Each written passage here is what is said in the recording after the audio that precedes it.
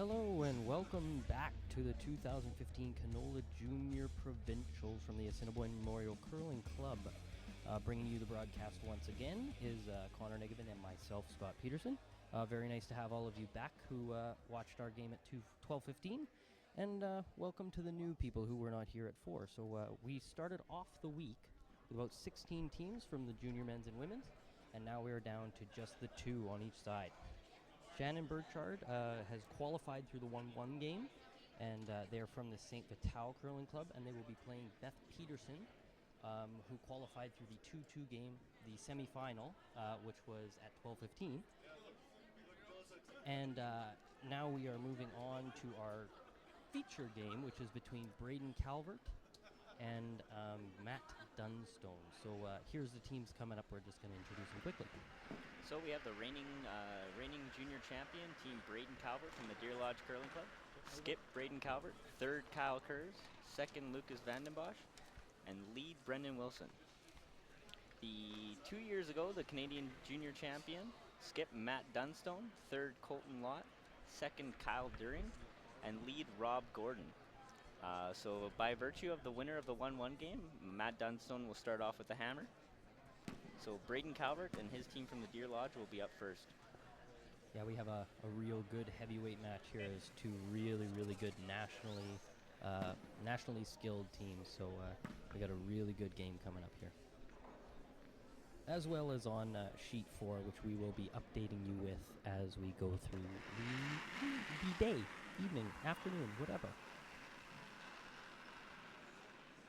Yeah, so it just shows the depth in Manitoba, how we have the 2 different Canadian junior champions playing today in the final. So guaranteed to have a good rep on both the men and the women's side this year out of Manitoba, hopefully going on to bring another national championship home to our province. Top 4. So Braden Calvert starting off at the top 4. And Brendan Wilson's in the hack to deliver the first stone of this 2015 Canola Junior Provincial Men's Championship.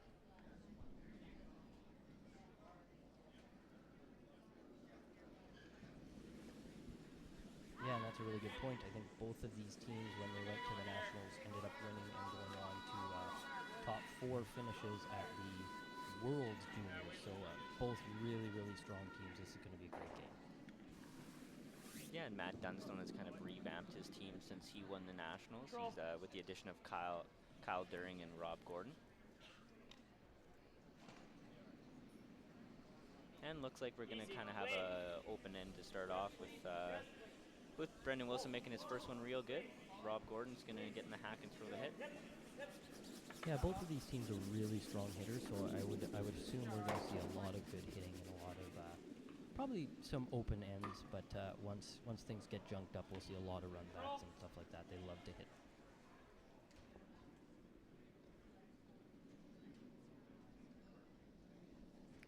So there goes Brendan with his second shot here.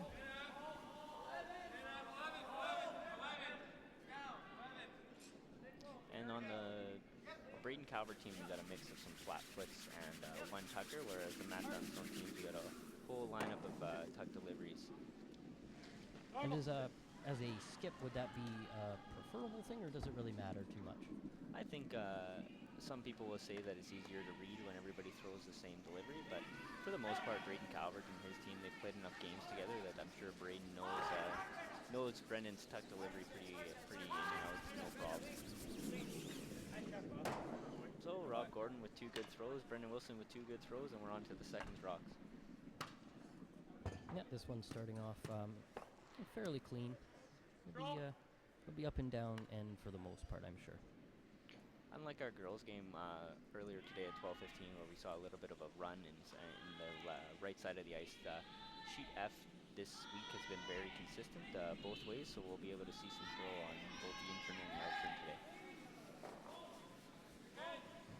Yeah, which will probably allow us to have a little bit more of a clean game. Some of those spots on sheet 4 make it a little difficult to even make regular shots, so made things a little bit more interesting in that way, I guess. So Lucas with a hit and roll out, and Kyle During with a chance to get his draw weight with a free draw to the rings. It's always nice in the first end of a provincial final to get a free draw to the rings to kind of Get your nerves out of your way and get that draw weight in your back pocket. Kyle Deering before this year actually had been a skip for a long time, so he's got a lot of that big game, that big shot mentality, and he knows how to throw those big shots. So he knows those kind of nerves, and I think that's a huge asset to have in your second position.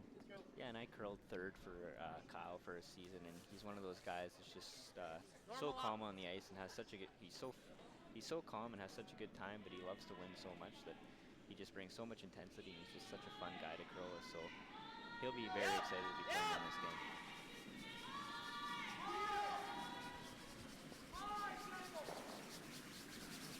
So Lucas Vandenbosch with his best Rob Fowler impersonation. Hits and sticks. Yeah, and Dunstone's just gonna keep up with the program here and just keep things going in the way they are.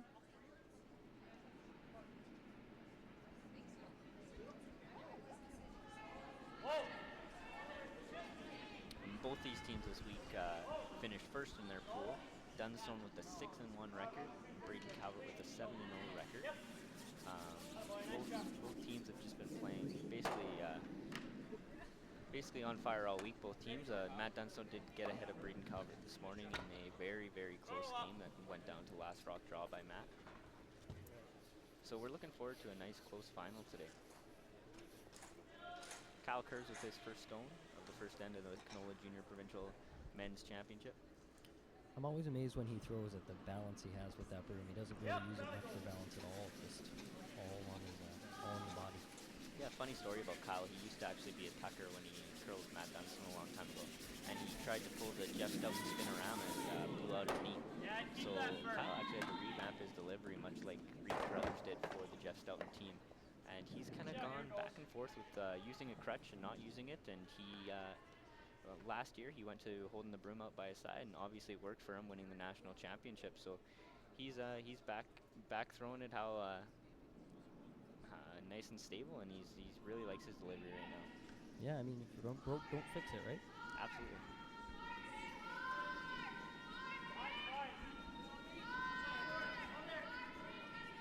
So now Colton getting a chance at one of those open draws that we've been talking about?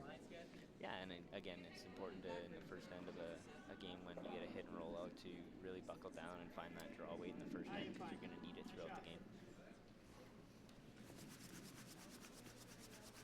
That one's a little deep, but I think it'll stick around. So he hangs on, and Kyle's going to throw the out-turn hit.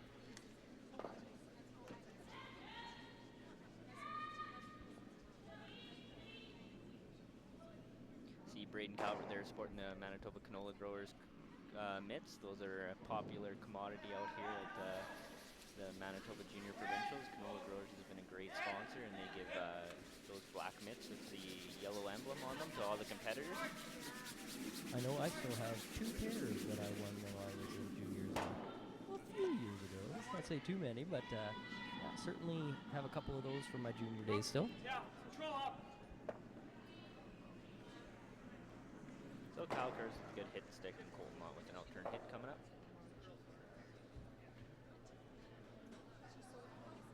Colton is one of the best hitters probably in juniors for sure. He's great tuck delivery, really squared up to the broom and can throw a pile of weight. Yeah, they certainly they get a lot of weight out of that guy, and Dunstone uses him really well in that fashion by calling a lot of tougher hits and stuff like that for Colton, because he's going to make them most times. And obviously, I guess I just jinxed Colton there. That doesn't happen very often where we get a flash out of Colton, but found a straight spot in the ice and have to learn from that as the game goes on. We also have to learn to apparently shut our mouths. So Braden Calvert's looking to put this one close to the tee line where Matt Dunstone doesn't have an easy double or a hit and roll to group the stones. Again, good for Braden to get a free draw in the first end.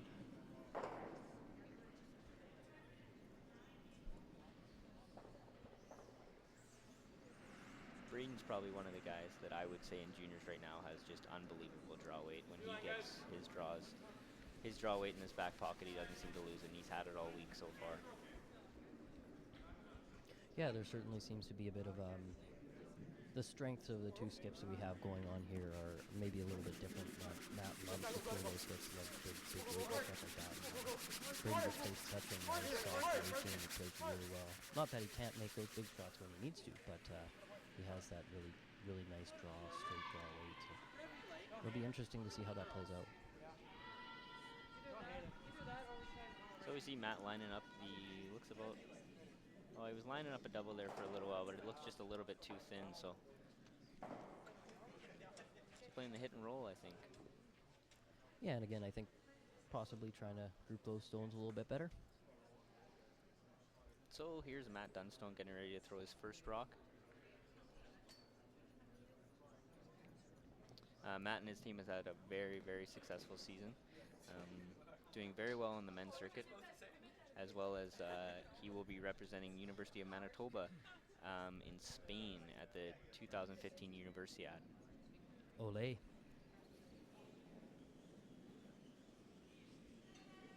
So he seems to be worried about a little bit of a track here.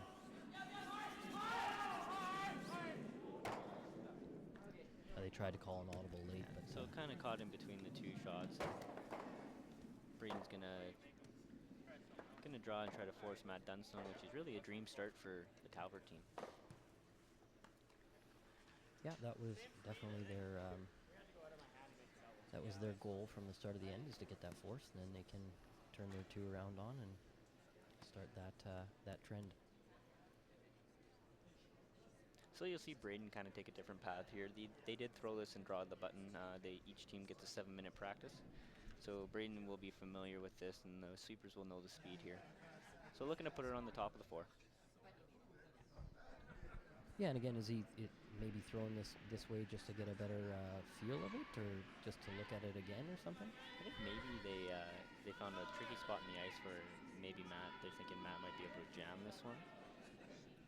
So again, just trying to find that weight. It looks a little hot right now. Just slow down a little bit. Looks like it should be okay. Main thing is to stick in the rings here. And a little deep, but that might have left a blank for Matt. Yeah, now the question is he going to throw it? And if I was betting right now, Matt would be throwing this hard for the blank. Yeah, it should be a fairly makeable double here for a blank. So anybody that knows Matt Dunstone knows that he likes to throw it hard. He won his Canadian Junior Nationals on a rocket in-off against Thomas Scoffin. So he'll be throwing. He likes to whip him down there, and he's usually pretty close. Yeah, it's certainly not going to be light.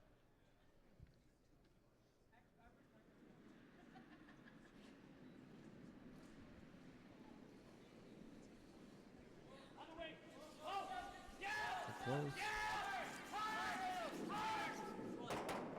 That's a great shot. So a missed opportunity there for Braden. If he puts that one in the top of the 8-foot, that shot's not there. But great shot by Matt, and he'll hold on to the hammer going to the second end.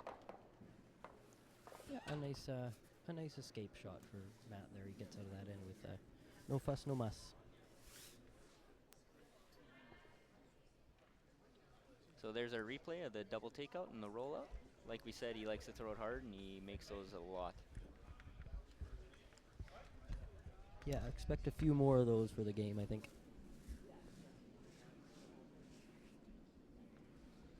So Braden Calvert calls for top 4, and here we see Brendan Wilson.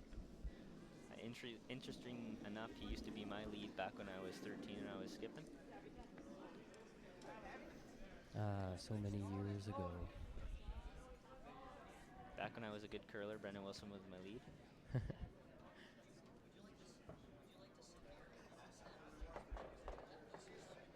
So getting ready to do an update on the junior women's final between Shannon Burchard and Beth Peterson.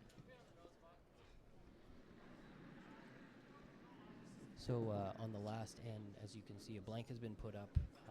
Shannon threw there it is. There, she's throwing a peel out here.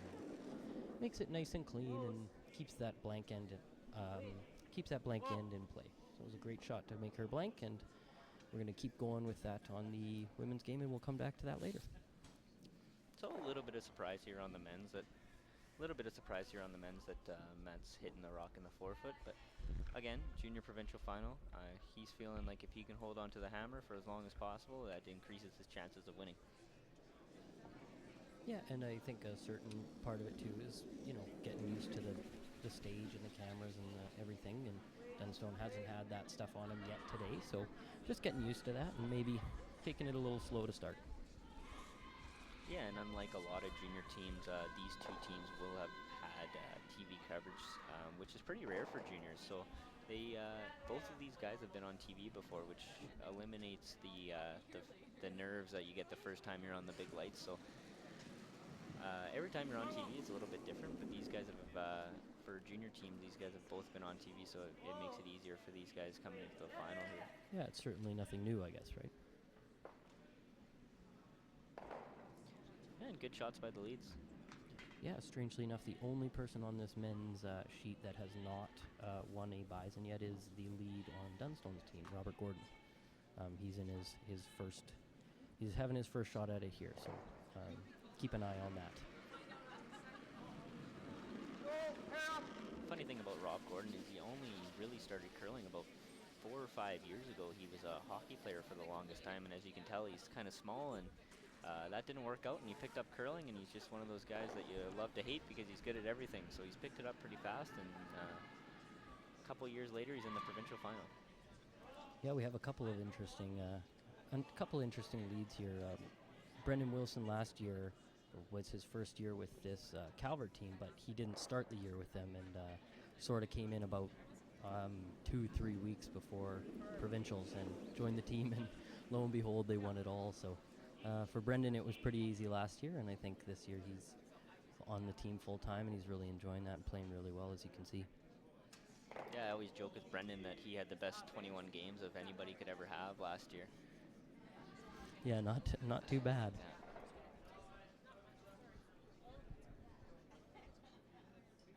So with that hit and roll out, Lucas Vandenbosch gets his turn at a free draw. A couple interesting stories from both these teams. With a couple of a lot of these players used to play together on the same team. Matt Dunstone and Kyle Curtis back when they were younger. Kyle During and Lucas Vandenbosch for a couple years. Kyle During also played with Colton Lott, then didn't play with Colton Lott, and is playing with Colton Lott. So a lot of stuff has moved around over the last couple years in juniors, and it looks like we got two pretty solid teams. I believe Colton Lott was During's third for quite a while now. Yeah, Colton played third for During, and then he played third for Matt, and now he's playing with both of them. So it worked out. It's funny how things work out. So in-turn hit here for During.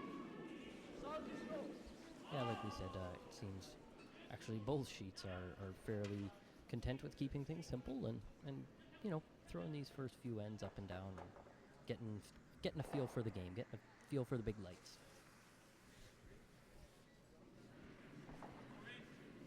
Judging by how the game has started so far, I would think it's fair to say that I think Matt is waiting for Braden to make the first move. So Kyle Kerr's here with an in-turn hit. Yeah, and it may not be a bad idea for Braden to maybe take that move at some point. He obviously curled on this sheet not 4 hours ago, so he's very used to the sheet ice and been curling all day, so he does have a good feel for it. So maybe it's a good idea to jump on him early. I don't know. What do you think? I think we'll see Braden throw a guard in the next end. I would imagine he wants to get rid of or take away the hammer from Matt at some point. He won't be content playing open end for too much longer. Yeah, I don't think Calvert wants a 1-0 loss. No, absolutely. I mean, he'll want to get the hammer back himself and put some pressure on and try to get a force. So here's Colton Lott. In-turn hit.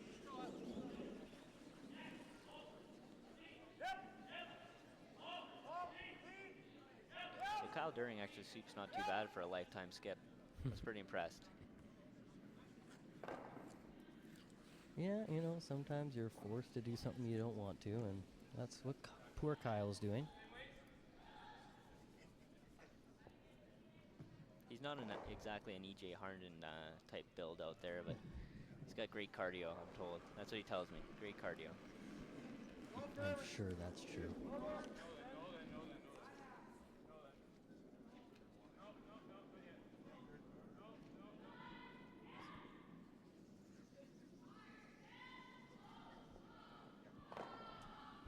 There's a little bit of a mistake or a half shot and roll out. Give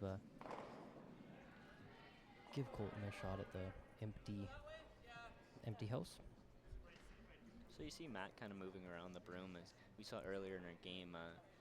The two girls teams that we were covering kind of stuck to the same path. Matt and his team are trying to figure out every spot of the ice, so he's going to try to go wide into the 12-foot here. Yeah, it seems like he's not taking a lot of ice for this one. Must be fairly straight out there. Yeah, I think it's going to the wings. It doesn't seem to hook as much. It's kind of dished to the middle.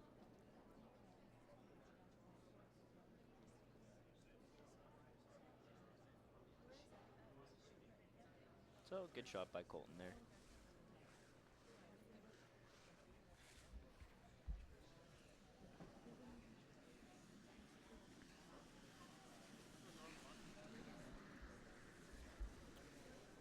So here we have Braden just keeping up with the program and throwing a nice shot here. Probably throw a nice down weight and give it a try. Just hit it on the nose. Make Matt have to throw at something. Yeah, I think if you're Braden, kind of what we talked about already, the first two ends, it's important just try to stick around on these and not let Matt get his draw weight. Yeah, I think especially for Matt, being able to hit so much, he's probably not going to have as many draws as others, so it might take him a little bit more to get his draw weight possibly. Yeah, maybe a little bit strong on that hit, and good sweeping by Matty. Get some of the nervous energy out there, and he's going to get this free draw that he wants. So once again, Matt's going to get a nice throw at this and get some good feel in him.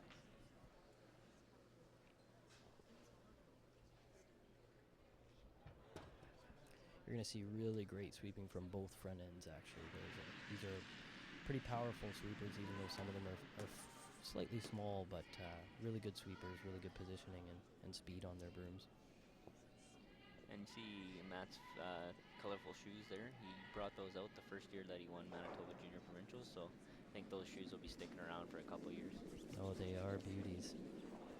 Should be close, easy boys. He also has matching orange socks. I don't know if you'll be able to see that, but you should know they are beautiful. I think you're there.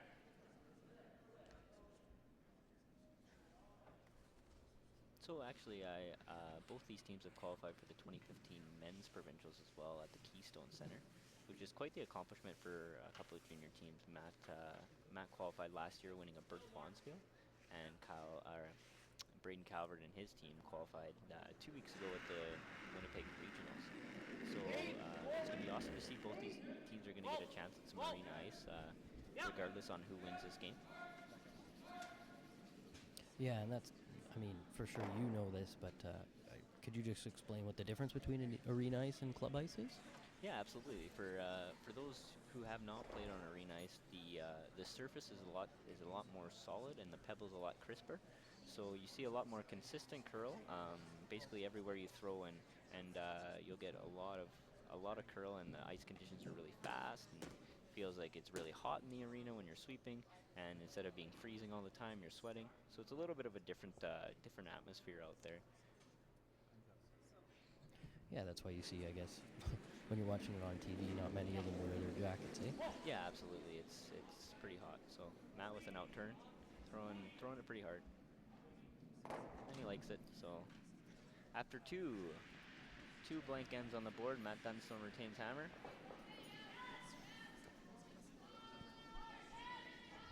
We're just keeping up with the Kardashians, just throwing them up and down and trying to get this kind of game going here. As we said, Braden Calvert might give it a shot here. So there you see Matt's team. They're just probably going over the first two ends. If they noticed anything in the ice over the first two ends that they want to talk about, anything with the rocks. So there we go. Like we predicted, Braden Calvert's going to throw a tight centerline guard here. Connor, you are a smart man.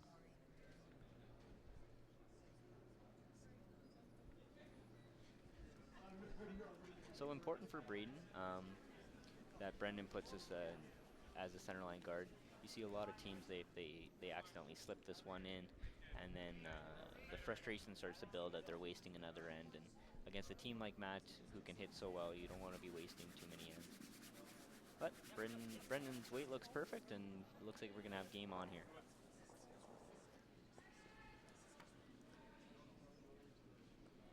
So Matt's just going to go straight around that guard and come into the center here.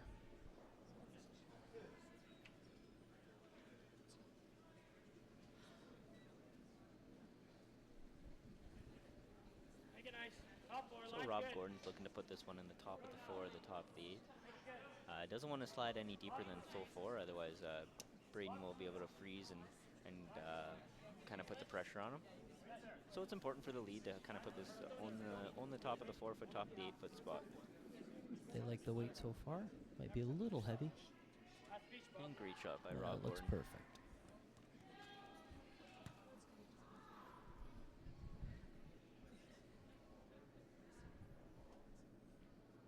So Brendan Wilson looking to follow him down. Again, very important that he doesn't roll off. He wants to lock this one right on the face of it. Yeah, and with such accomplished teams, these shots are become a little bit more commonplace and a little bit easier for them to make. Yeah, I would say these are the shots that take junior teams from being regular junior teams to junior teams that are making it big time and winning the nationals. And unfortunately for Brendan, he slid a little deep there, and you can tell that he wasn't very happy with that. Yeah, just a little too much weight, I think.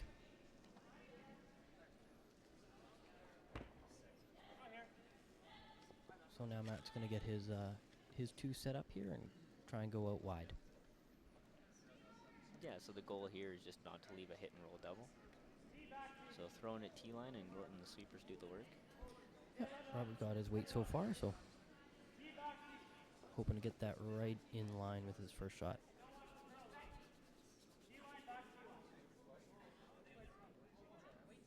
Deering and Lott just watching it in. Trying to take it just a little bit deeper than the T-line. That's 2 pretty perfect shots by Rob Gordon to set up the end. So Braden started off with an aggressive call, throwing the guard, and he's looking like he's going to have to bail. And this is the sign of a good skip, knowing when you're in trouble. Yeah, he's just throwing that nice, comfortable weight, not going crazy. Doesn't need to throw a lot of peel at it, just a nice control weight. Yeah, is all he I needs. was a little bit surprised that they threw the out-turn there. We saw in the first end that Colton Lott flashed on that out-turn spot. And those are just little things that make a big difference in these games. Watching what happened in the first end, how Colton threw that rock. I'm not a fan of center. If Braden I'm not a fan of realized a that center guard. Colton was maybe a little bit wide, or maybe he threw it good, and Braden just needed to Hey, get you wanna just go less even? ice on that run back. Go even. Yeah. Yeah, it's certainly you got to keep watching the other skip and seeing what happens. It's a good way to get information for your own shots. Yeah, absolutely. And both these 2 teams throw such a pure rock that you are able to watch the other team and get a read off their throws. Sometimes two teams throw it so different that your rocks won't react the same as the other teams. So Kyle Deering looking to stick in a full 12-foot here. Sweepers are backing off. Looks a little heavy, but it may stick around. Yeah, good shot. Three perfect shots from the Matt Dunstone team so far this end. So Braden Calvert's going to be looking for a hit and roll or a double here to get himself out of trouble. See Braden lining up the double. Both doubles are pretty steep. They're not very easy. Having a rip at the double is a little bit risky. He could play a hit and roll. But Lucas is a fairly good hitter. So he's looking to hit about just a thick quarter. And I think they'll probably be fairly safe with this one. Yeah. Just a little bit in between both shots. Yeah, so good try by Lucas. That was a harder double than people would think. But right now, Matt Dunstone's looking pretty good for a deuce for sure. like Yeah, top he's set up line. very Right where we well. had it, Both of real his good. yellows are even and far away from each other, so that double's not there. Matt's just trying to figure out where he's going to put this third rock that will stay out of trouble. We'll fill you in that the second end of the junior women's final was also blank. So we have 0-0 scores across the board here at the Canola Junior Provincial Championships. We're all content just to take it slow for the first few ends here, so things starting to heat up on our sheet, and looks as well as the women are heating up also. So good draw weight there by Kyle, putting both his draws in good spots. Good judging by the sweepers. It's a little bit higher than the last one, so there's a little bit of a steeper angle. Do you think, is there a double there for him to make? Yeah, it's definitely there, but it's not easy. Like I said, it might just be better to hit and roll for now. And try and get those grouped a little bit better. Yeah, playing this end, Braden Calvert hasn't had the ideal start, so it might be a good idea for him to just hit and roll and hope that he gives up a deuce and doesn't let the three keep building up in play. Because even if he makes a double, they're rolling out and Matt's still splitting the rings and still looking like he's going to get two. So a hit and roll might be the right call here. Try that. Looks like they're going to throw the double though. I guess the thought here is if you do make it, then you're set for a deuce if you don't make another double too. So maybe trying to get out of this end. Yeah, absolutely. And Kersey, he's very good at his hits. He's a really good hitter. Throws it really hard, so he'll be close. Back there.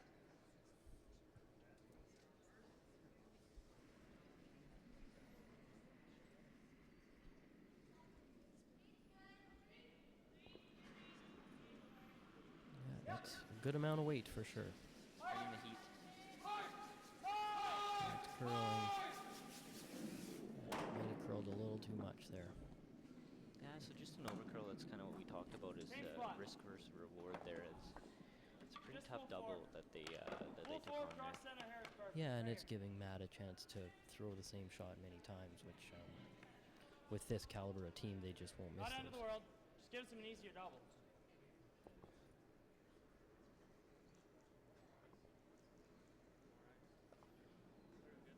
So Colton's going to look to replace that one in the forefoot. So far, he's had the draw weight really good all week. He's been really good on his draws. Top four, line very tight. Blank the first end. Blank the second. This one looks a little light. The boys are going. Yeah, they were on it pretty early too. But as long as it's in, I don't think it's a real issue. Gotta get it in for third shot would be ideal. The steeper they get it, the deeper they get it, the steeper the double is. So he's left an easier double than the ones they've been taken on for sure. So I think you'll see Braden take it on one more time. Yep. If Kurz hits it in the same spot that he did the last one, he'll be making the double. Right, and I think that's at this point that's the best Calvert can ask for, right? Is maybe getting one of those doubles and making this end a little bit more bearable. Yeah, absolutely. I think sometimes you just gotta count your losses and hope that you only give up a deuce and make a double, give up a deuce and get the hammer back and try to chip away at the lead. Yeah.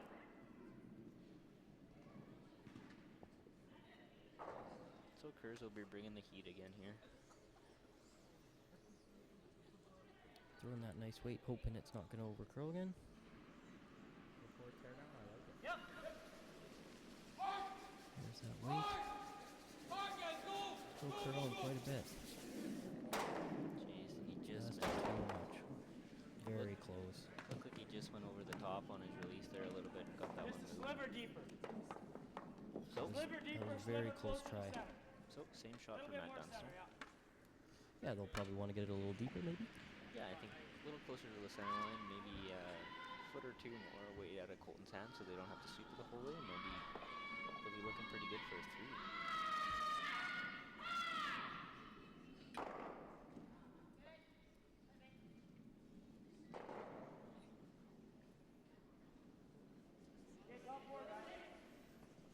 They seem to be on it a little early again.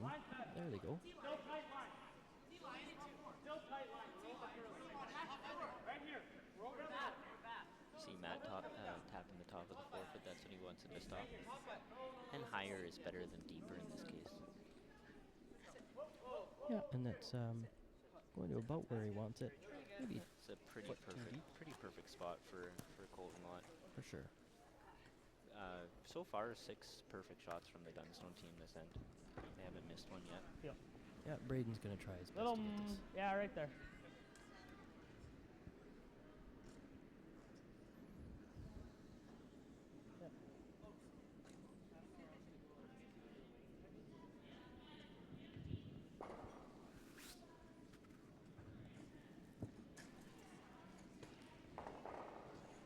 So, big shot here for Braden Calvert in the third end.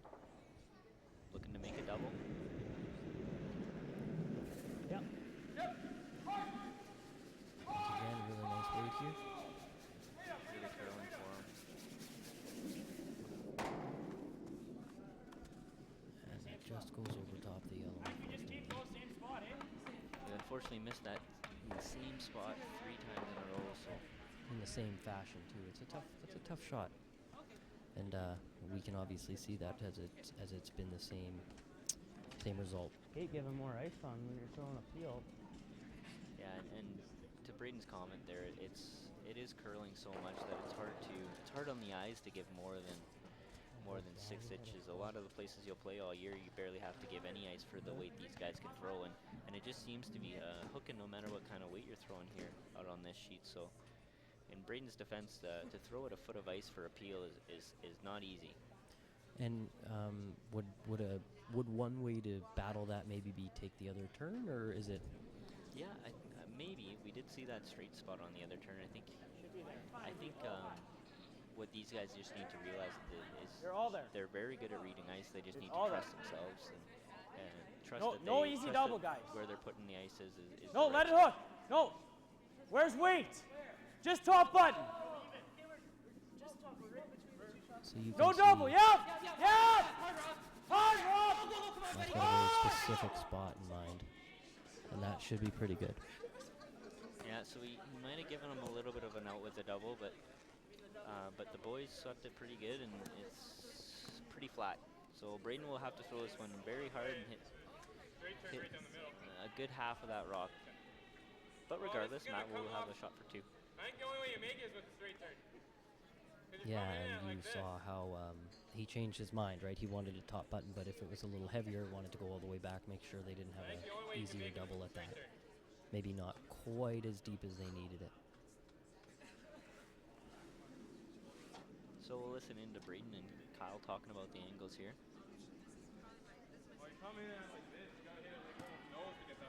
Yeah, Kersey, if I throw peel, I gotta put the broom right there.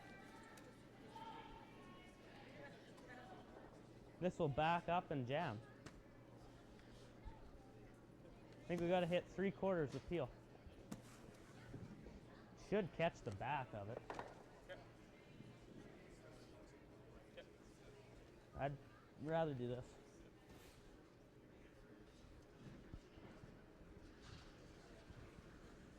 So Kyle, being a good third, he listens to his skip when Skip's got an idea in his head. Yeah, the role of a third usually is to give other options and Same let your throw, skip choose, right? Yeah, absolutely. It all comes down to what Braden wants to throw in the end. So, Braden's last rock, third end of the provincial final. Well, got a good amount of heat on it. Should curl. Maybe not quite enough. So just a couple different throws, I think, there from the Calvert team. It looked like the first couple they were a little bit clean and over the top, and it looked like Braden was a little bit scared that one was going to curl on him. Just a little bit back, and you know what? 7 good shots in a row from the Dunstone team here, and he's got to draw full 12 foot for 3. Yeah, and that's I mean, if you make that many shots in a row, usually you're going to have a good outcome, and I think Matt's going to get that right here.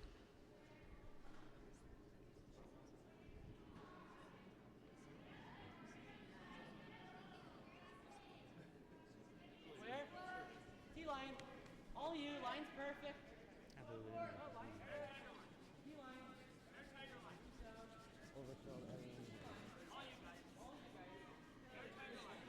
Yeah, you can hear Braden kind of saying, "Can't believe we didn't make one double." He had a lot of shots at them, but shouldn't be too hard on himself. Those were really tough doubles and not certainly not gimmies.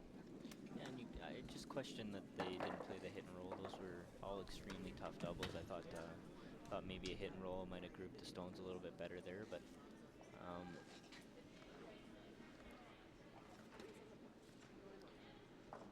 Braden will be able to battle back here. There's still lots of game left. We're going to go to an update on the women's final over on sheet 4. So here we have Shannon throwing her last rock, and she is throwing a beautiful throw through the house, and this is once again another blank, keeping it at 0-0.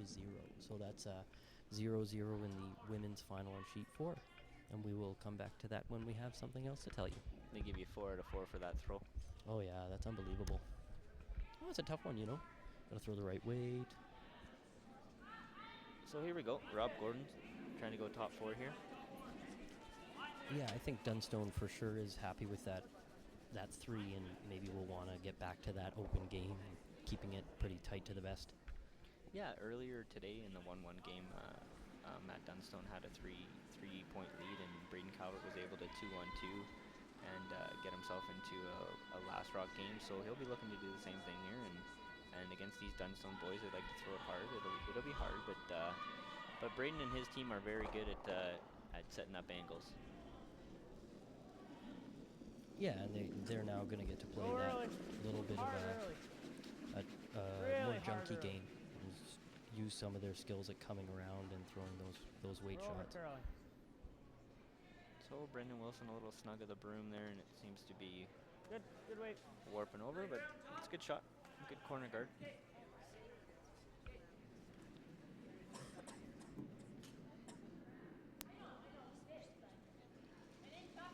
So basically dream start for the Dunstone team. I had the pleasure of actually playing against both these guys this year with my team, and we were lucky enough to get a chance to play Matt Dunstone in the A qualifier of the Portage La Prairie Canadians Prairie Classic. So that was a ton of fun. We were able to sneak by them, but those guys are, I would say, these two teams are some of the best junior teams I think I've ever seen for sure. We played Braden Calvert a couple weekends ago in regionals, and we were able to sneak by him, but he gave us everything we could handle and went to an extra end. So regardless, Manitoba is going to have a great provincial representative here, and both these guys are just really, really good teams. Both you can. Yeah, and I think further to your point, either of these junior teams, taking Jeff Stoughton's team to an extra end is a big accomplishment for them, as Jeff has been one of the greatest curlers in Manitoba history. So it's pretty neat to see them playing so well against such great competition.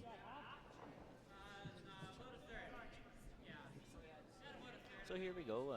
Good start for Brendan Wilson. Rob Gordon's second rock came a little deep, so a good draw from Brendan Wilson getting second shot rock, and here's Kyle During gonna peel.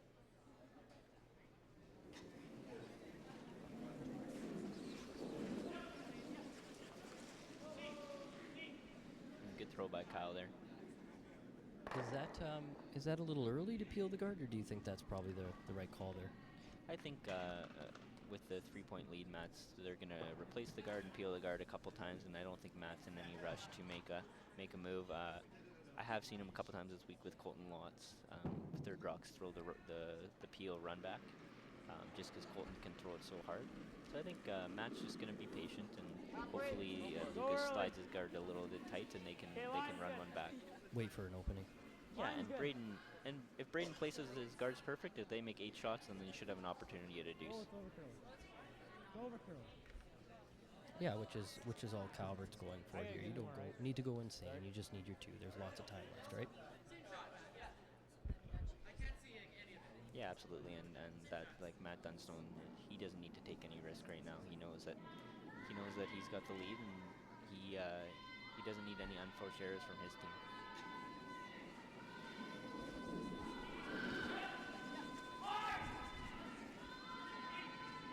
Good clean throw from Kyle again. So 2 good peels. And Braden's going to call to replace the guard once more. Same weight. Yeah, calling same weight, same shot. So Lucas is going to look at going halfway, outturn guard. Better line. Line's real good. Again, we welcome you to tweet us any questions you have at Curl Manitoba. Yep. We'd be happy to answer any questions on air. We have all the answers, I'm sure. Here Matt goes, just going up and peeling that guard once again. Been fairly successful with that, so keeping it up. He eventually is gonna have to come through you. My first is it, yeah.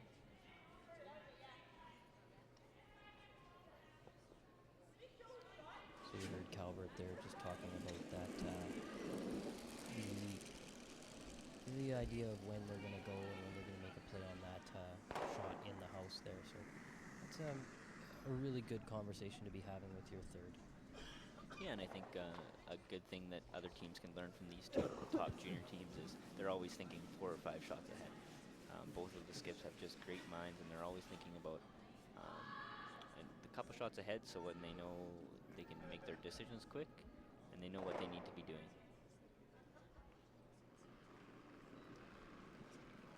So Kyle Kurz is going to look to replace that guard.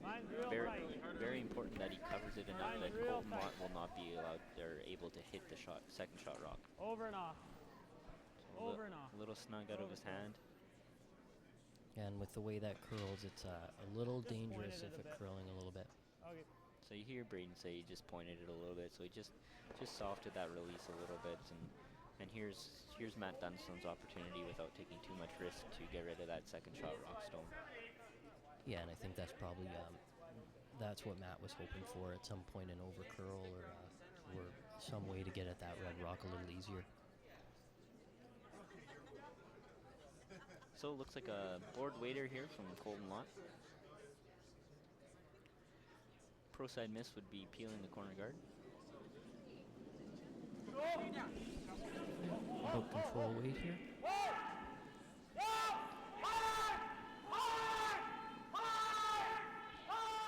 Boys got to go to get it by. I know. Hoping to get that roll. That's still a good shot. It's a good shot by Colton. Important that Colton stuck around there, as if he didn't, there would be a double, and Calvert could get out with this get out of this end with a blank. Whereas right now it's looking like if Matt Dunstones keep making shot, if Kyle doesn't make the hit and roll here, that they could potentially be forced to take a single. And that's really what Dunstone's hoping for, right? A fourth here would be pretty key for them. Yeah, being up two with would be a good scenario.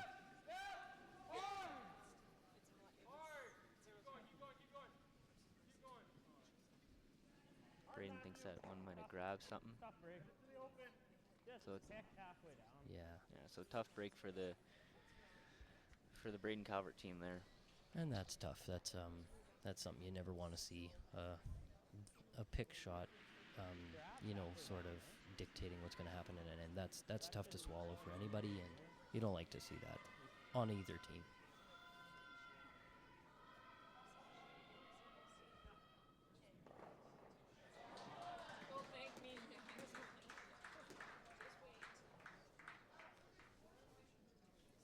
So Matt just going for a nose hit here.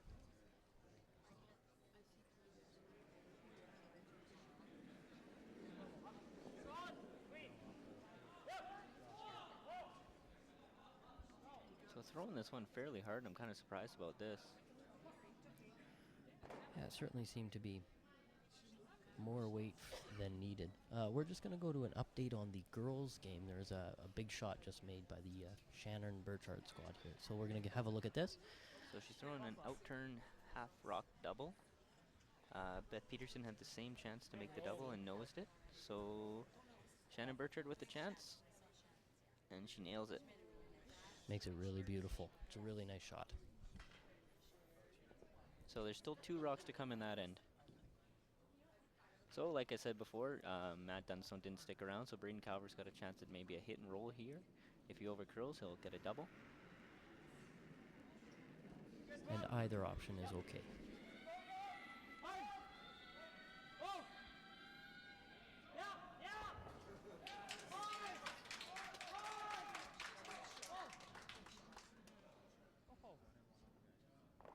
Well, that one just might have gotten away from them a little bit. It's rolling out, unfortunately, definitely not what Braden was hoping for there, and he seems a little bit upset about that one.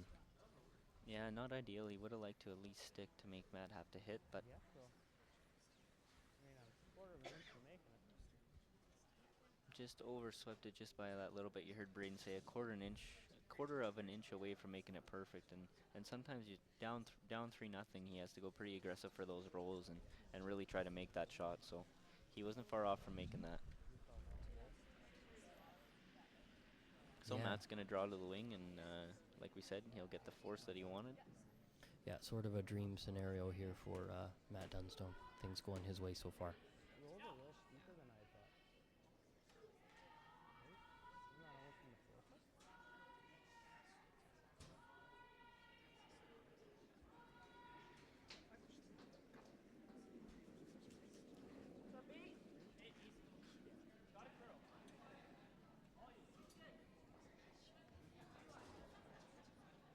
So important for this one to stick around in the house. Seems to definitely have some skates on it, but should slow down.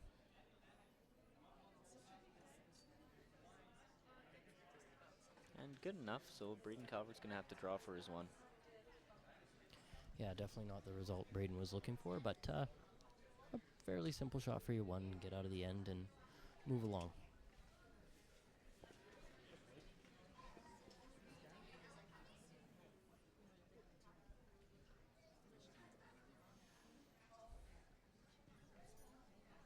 So you'll see Braden not taking a whole lot of ice for this shot. The sweepers are going to have to be careful that if it does get into that straight track, that it doesn't run on them and slide too deep. Needs a piece of the 8-foot for one. Wait only, guys. Looks good. Yeah, they seem to be on it, but fairly confident with where it's going.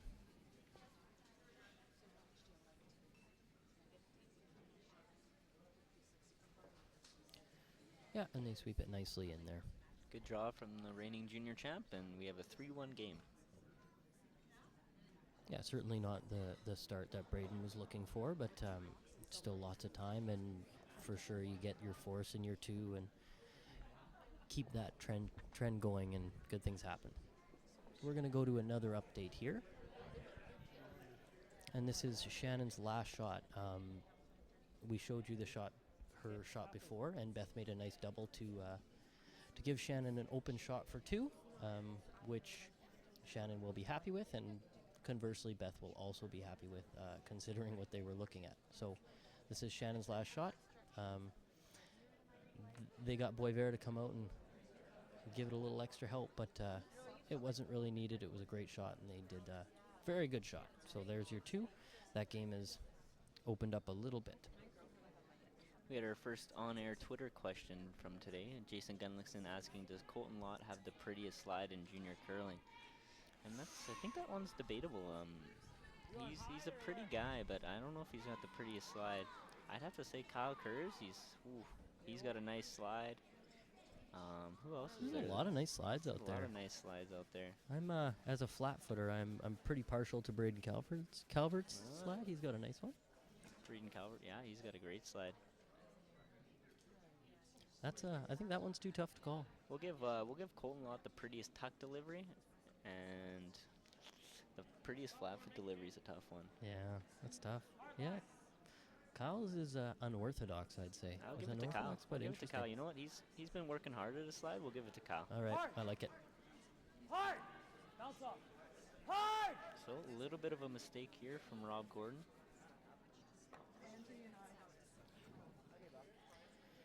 Yeah, he's got two corners at this point, but for sure they are up to width. That's not really what they're looking for. So a little bit of a mistake there, a half shot.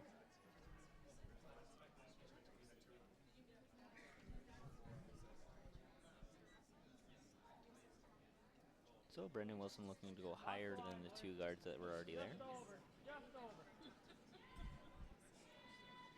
We're way over here. Wow, this is no good. Sit. Like around the reds, eh? Good shot there from Brendan. So Rob will be looking to go top 4 around the Reds. Yeah, they'll take these guards and use them, and then get rid of them if needed. Wait for line for a little bit. Yep, hard line. Gotta go line. Hard! So they're having a little bit of a tough time with the amount of curl they got on that one spot. I don't know if Rob was a little bit light on those throws, or it's just over curling on him. Yeah, that certainly is making things a little bit more difficult than they need to be. So 4 guards out of the first 4 rocks. That's good for Braden Calvert. So he'll be asking Lucas Vandenbosch to draw around, and look where he's given the ice for this one. At the hog line on the boards. Yeah, that is certainly a lot of ice. So you don't practice that throw too many times in a curling club. No. Yeah, I don't think I've ever been iced like that. That's quite a bit of finish there. And still had to sweep it. So great throw from Lucas to slide out that far. Just gonna slide a little bit too deep, but still a good result. T-line weight, I think you're racking. Yeah, and you just hear Braden say if he has T-line weight, he's gonna hit the guards. So they're not really sure how much more ice you can take in that spot. About a third. So Matt's going to hope to get at least 2 out of here, so we'll see Kyle throw quite a bit of weight here, I assume. In the 1-1 game this morning, Kyle During made 2 double peels in the extra end to clear things out of here, so he'll be close. Yeah, really. He throws a really nice shot. And I think it picked out of his hand. Yeah, that's 2 we've seen. Just too bad. Those have a tendency to really change an end around. So Interesting thing about him peeling the high guard there is he actually opened up the draw for Braden Calvert to go around his own reds. So a little bit of an easier shot here for Luke. yeah, he doesn't have to take ice on the other sheet. Yeah.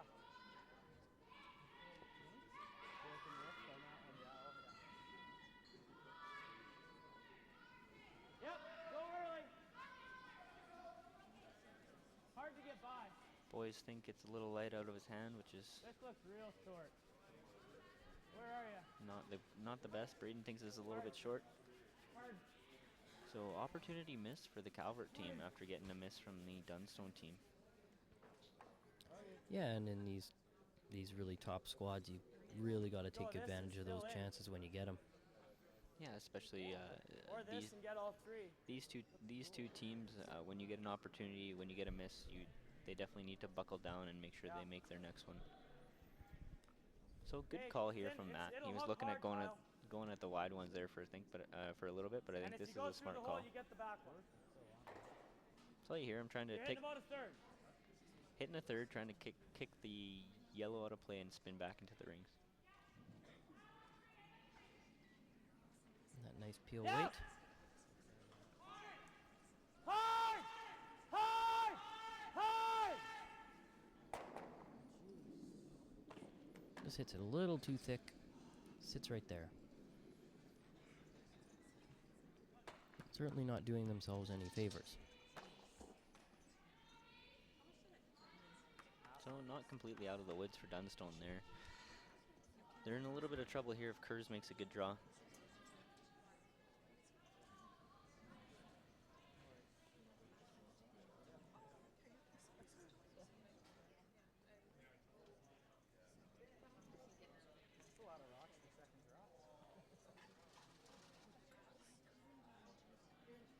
You just hear Matt saying there's still a lot of rocks up there for seconds rocks, and he would be not very happy that there's that many rocks in play right now after being up 2 with. So another opportunity here, so see if the Calvert boys can make a good one here. Really diving at that guard. Great sweeping. Ooh, right by. Really close. Oh, Great what sweeping. a sweep. Great sweeping by the front end, but Colton will be able to rip the double and maybe get the back one as well. 3/4.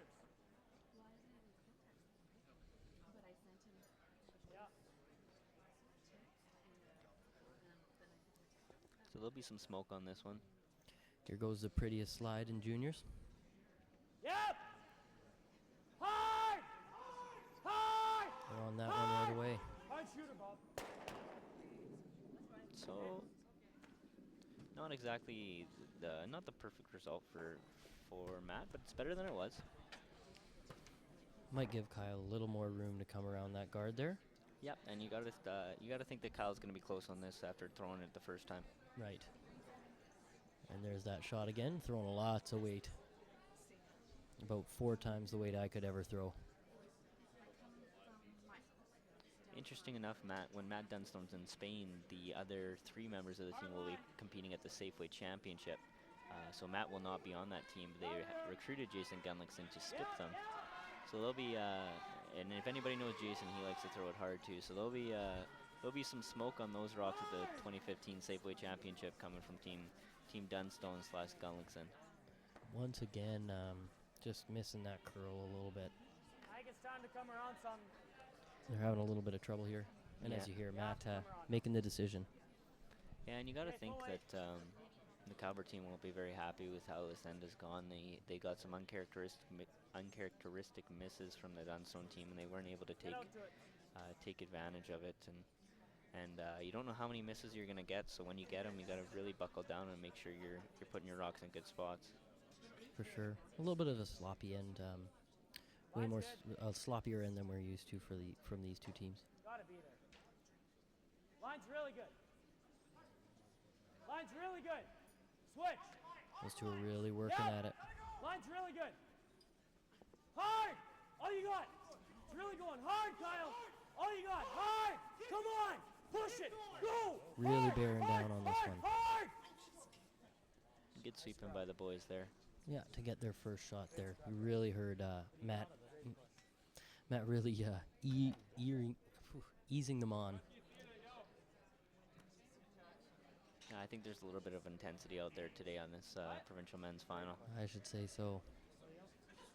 Yeah, these are big games. The Manitoba's on the sheet 3. You can look at the new jackets and all that, and those are right in front of you. So it's a big game for sure. It's intense.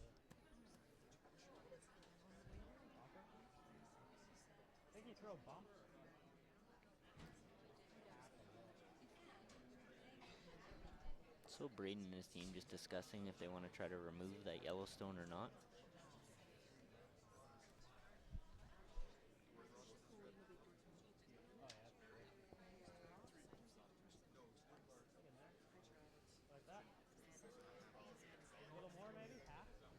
So he's called the bumper weight hit and roll, trying to lie to. And the amount of ice he's taking is it's not an easy shot at all. It's really hooking in there. Yeah, and this is a very delicate shot. If you throw too much, it'll stay straight. If you don't throw enough, it's going to curl. So you got to be really on point with your weight here. So this is not an easy shot by any means.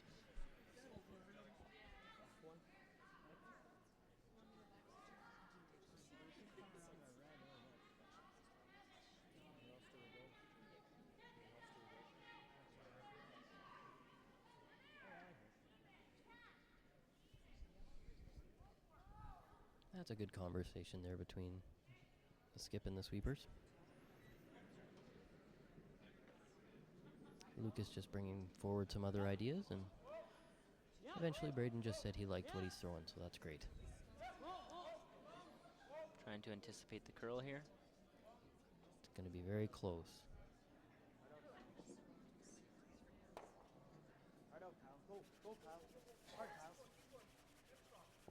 Yeah, and he gets the rock all the way out. Pretty, not quite all the way up, but good enough. He's lying first and second, so really good shot there from Braden Calvert. That was not, he made it look easier than it was.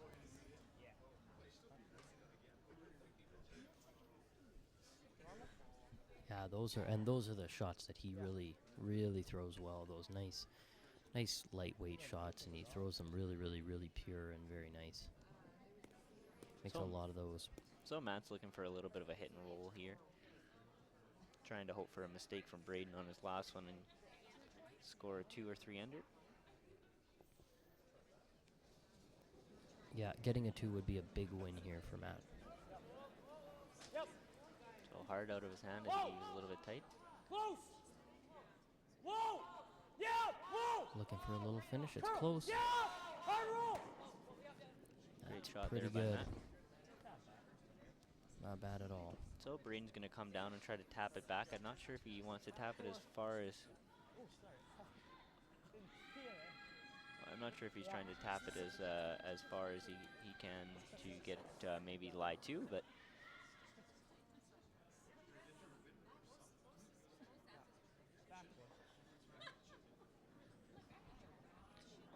Yeah, so a lot of ice still taken there. Even with that little bit extra weight.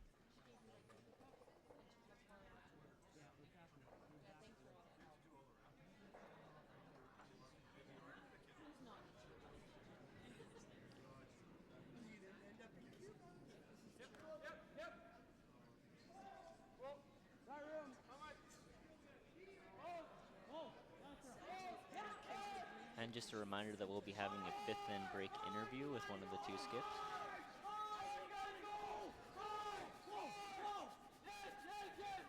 Great sweeping by the Calvert front end. A beautiful shot. Really nice shot. That is not easy to do at all.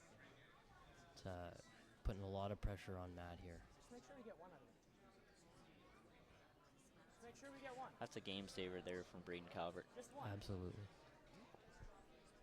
So we're going to have an update here from the women's final. This is Beth Peterson's last shot here. No, it's not there for 2. And she's throwing some weight at it, trying to get a bunch of these reds moving.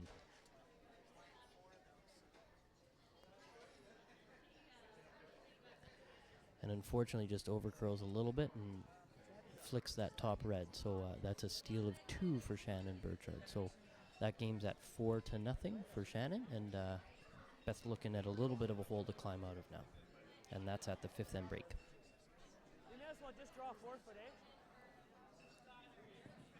You can get there with the intern.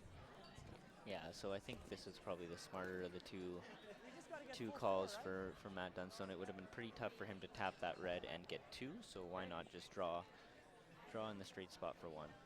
Yeah, you're right. So where are you giving me for And right?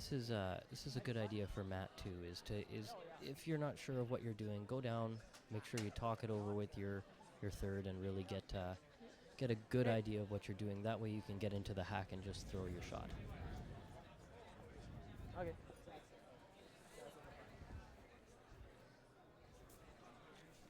It's a little different path, but yeah, So just talking to his sweepers, making sure he knows the path. let's make it. Needs full 4.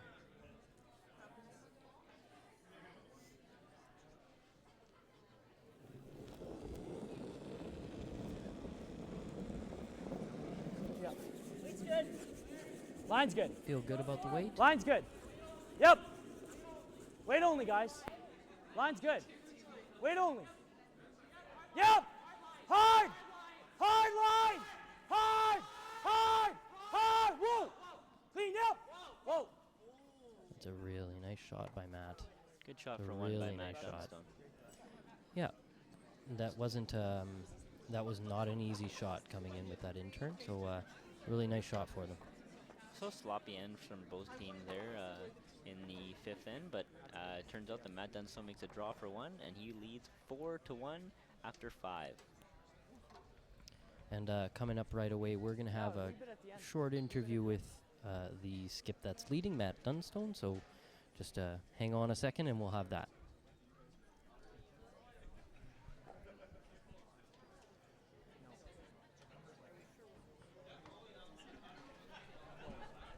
So during the 5th end break, they do come out and clean the ice and chamois the ice, so it does get a little bit faster.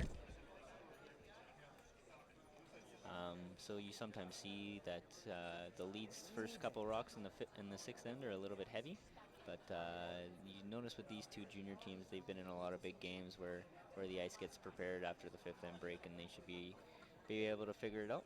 I think the tale of the first half has been obviously the three-ender, and maybe a questionable decision by Braden Calvert to be playing the extremely difficult doubles 4 shots in a row over maybe a potential hit and roll to try to limit the end.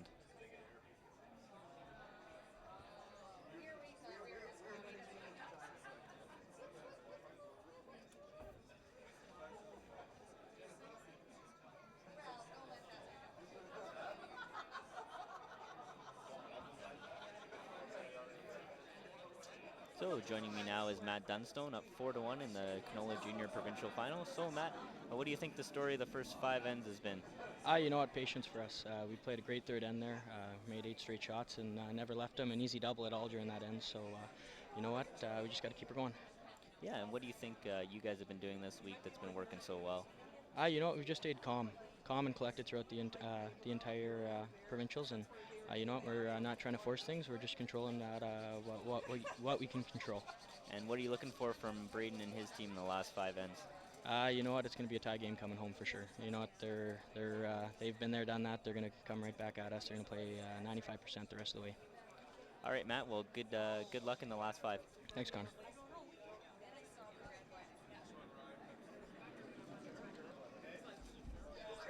So that was Matt Dunstone leading 4-1 on Braden Calvert, the reigning junior champions going head-to-head in this Manitoba final.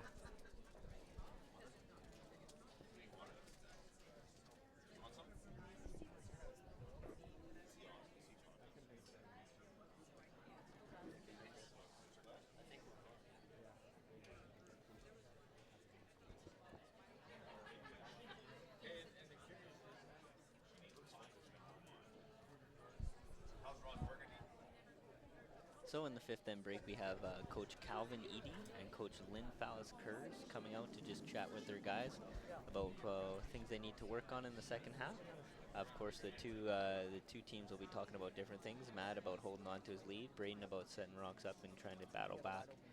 I like the comment from Matt there that he knows that Braden and the boys will be giving them 95%, 100% through the last 5 ends, and they just need to stay patient and keep making shots.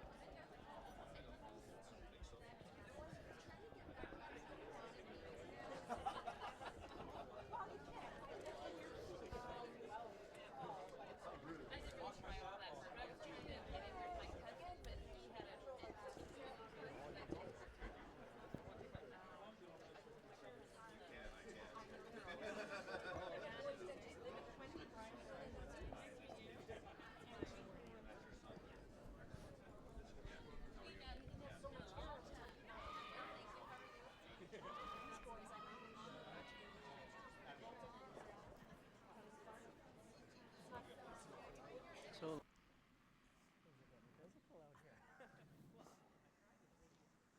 You almost sent me down. You almost sent me right down. Yeah, let's go for it.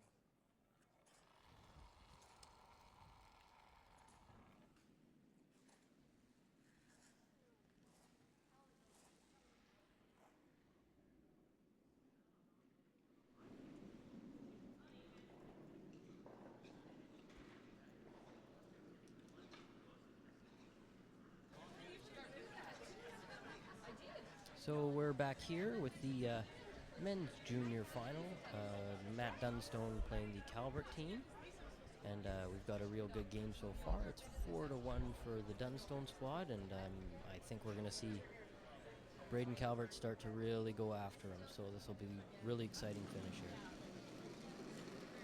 yeah, it'll be interesting to see how Braden and his team handles a little bit of adversity after the first 5 ends, trailing.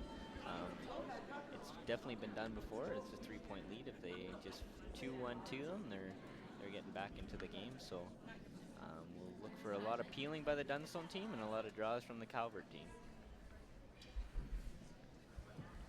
It's a good shot there from Rob Gordon to put it right in the forefoot after the fifth end break. Like we talked about, they do chamois the ice a little bit, so sometimes it's faster.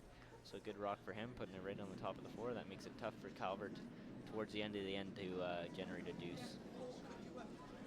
Yeah, and I think for Matt Dunstone's team, they're going to be doing a lot of that, throwing it in the house and keeping things as clean as possible. Yeah, absolutely. I think Matt would be the first to admit that that last end was not their best end. And they're going to be looking to make sure they make those double peels and then really make sure that Braden has no opportunity to get back into this game. Good shot there from Brendan Wilson, getting that corner guard a little bit tighter than the fourth end when we saw him a little bit higher on his guards and they were able to hit him out. Yeah, so Robbie's going to come right down on that one again. Hopefully get him frozen on the forefoot. Looks a little bit heavy, and the last thing you want to do is leave a pocket here, so they're going to try to sweep it by. Good call from Matt to make sure that got by. Last thing you want to do as a lead is create a pocket for the other team to freeze in. Yeah, and a little tickle is fine there. Just good call by Matt to keep it going by. Interesting thing about this end in this game is the fact that it curls so much on the one side that Braden Calvert, I don't think he can throw with the left-hand corner guard and get around it because it's just not curling there. So the opportunity to throw double guards is just not possible here. So he's going to have to go around in the second round. Yeah, it certainly makes your shot choices a little different when your one side on the corner guards isn't really accessible. And good two throws there from Brendan. I think you'll see Matt come up and peel the corner. Yeah, and I think that'll probably be his his go-to move for the rest of the game. He wants to keep things as clean and nice as possible.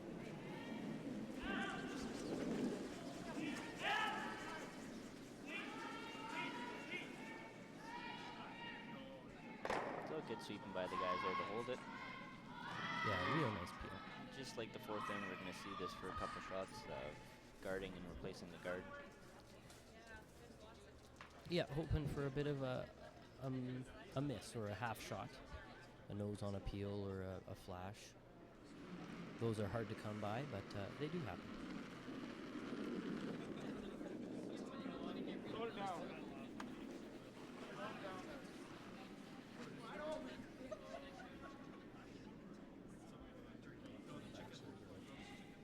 So Lucas just putting that guard back up. And the key with these guards is just to make sure that it's not open. The rock in the rings is not fully open, that Matt decides to hit the one in the rings as opposed to hitting the guard.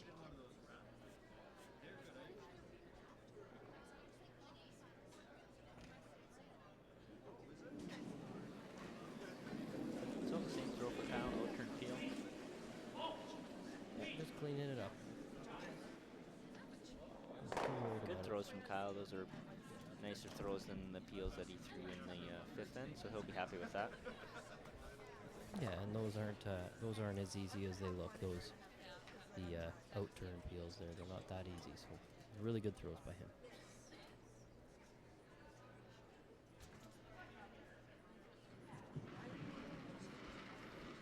So Luke, just same shot as last one, trying to halfway corner guard.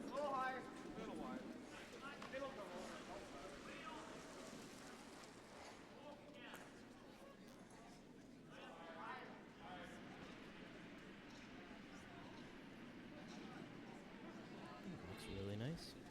Yeah, a couple good throws from Luke. Once again, kind of keeping with this holding pattern here. Yeah, it's important for junior teams once they get in situations like that they make sure they don't rush. Sometimes it's very easy once you're kind of throwing the same shot over and over and over again to get in the hack and rush it when you don't need to. So I think these guys are pretty good at calming themselves back down and making sure they're focused on the broom. This one's gonna be close. Good shot. Sweepers made it look a little bit more stressful than it was. So eventually Braden or Matt will have to make a move. I think you'll see Braden maybe after Kurz's throws try to hit and roll away and hope for a nose hit and maybe make a double on his last one. Tough thing playing this Dunstone team is once they get a lead, they're such good hitters that you try to keep your rocks spread out as possible because they're so good at those cross house doubles. Yeah, certainly not a team that's easy to come back against. Kyle looks a little heavy out of his hand. Certainly coming in a little hotter. Really curling. Slowing down a little bit. Really curling. Should be okay. Straight PLA. Certainly a little deeper than they would like it. Yeah, and I think this is Matt recognizes this is an opportunity to take the complete end away, and with how hard Colton can throw it, they're gonna have a rip at this run double. What turn do we play? Okay.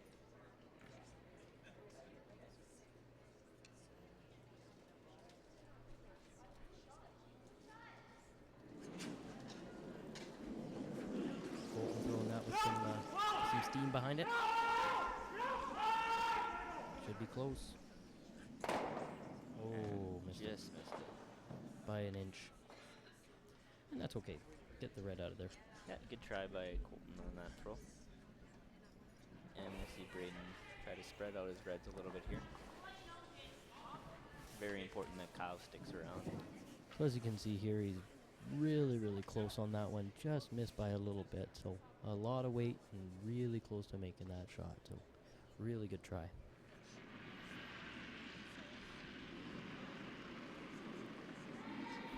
So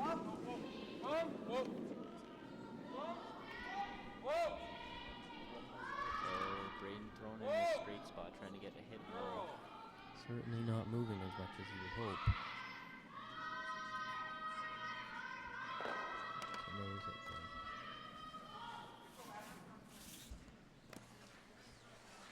So pretty soft weight on Kyle's, and still didn't curl. So Matt's got to be careful when he throws this nice and hard that he doesn't get into that straight spot and watch it fall back. Right. Because you have to make contact for sure. Oh yeah, absolutely. This is a double that Matt will make 9 out of 10 times. He's just got to slow himself down and make sure that he doesn't fire it too hard and get caught in that straight spot that Kyle's been fighting a little bit. So pro side miss here, probably hit the nose. Yeah, absolutely.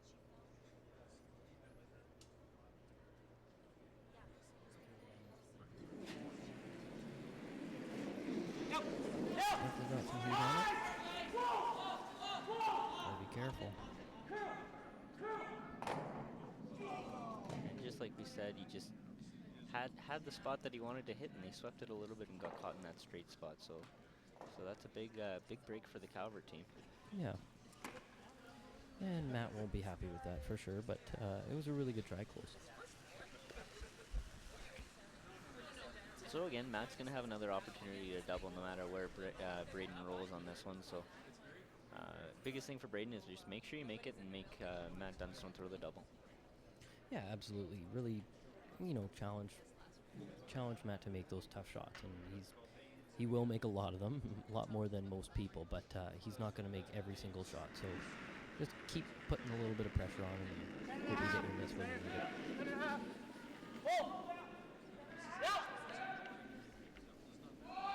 So he's just throwing a board waiter. It's a really nice weight for that straight side there. Oh, and then they lose it.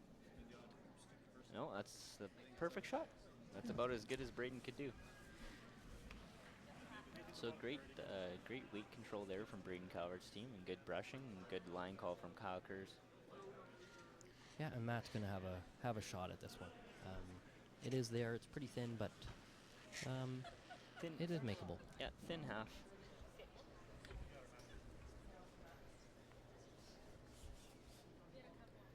This is a very big shot to see where this game is going to go. I think if Matt Dunstone is able to make this shot, I like his chances. Yeah, for sure. If he can, this will sort of take the wind out of the sails of the Calvert team, or could at least. It's a really tough shot. Maybe a little demoralizing, so they'll make it. They don't seem to be very close to it. Yeah, just a little too much, and it's going to go over top. Yeah, so here you go. You see Braden Calvert with a chance for a deuce here. That's right.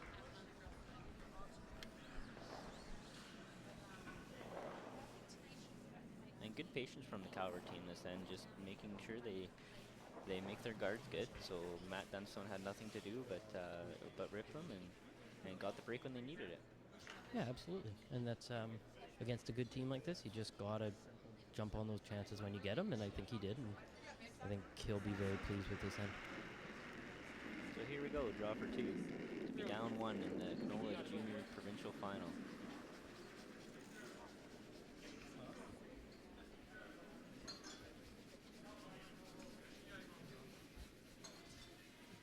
Vandenbosch and Wilson on the sweep. Should be perfect. Good sweep, good call. Great team shot. Good in for two. So we're going to go to an update on the women's junior final and what's going on over there. They had an absolutely mucky end. There's lots of rocks in play, and Beth had to make a really, really tough shot to get her one. Shannon was sitting one fairly buried behind the guard, and Beth had a nice lightweight shot at it and had to chap off her own, and they sweeped it really, really well, very close to the guards, and absolutely made a pistol and got the one there. So that was a really great shot for one.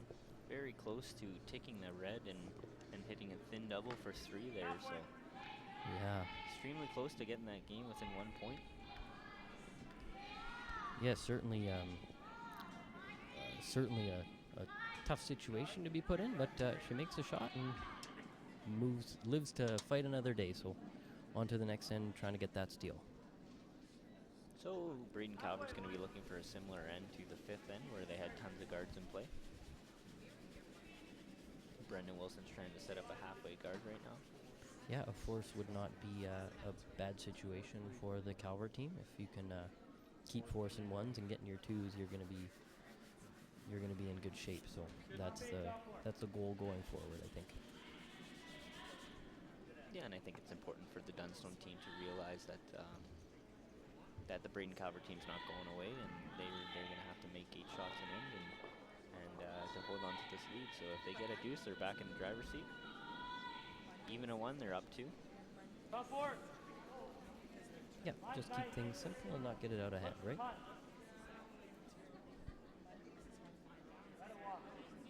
So they've been having a little bit of trouble finding the right weight and the right line on this spot. Trying to let this one slow down. Yeah, as it comes in, it really slows down a little bit, but maybe a little deeper than they wanted it to be, for sure. Yeah, Rob won't be happy with that shot. So opportunity for Brendan Wilson to get a junky end set up for Braden Calvert. Yeah, and my feeling would be that especially at this point, that would be to the benefit of the Calvert team to have a little bit more junk in there and keep it a little bit more full of rocks and stuff.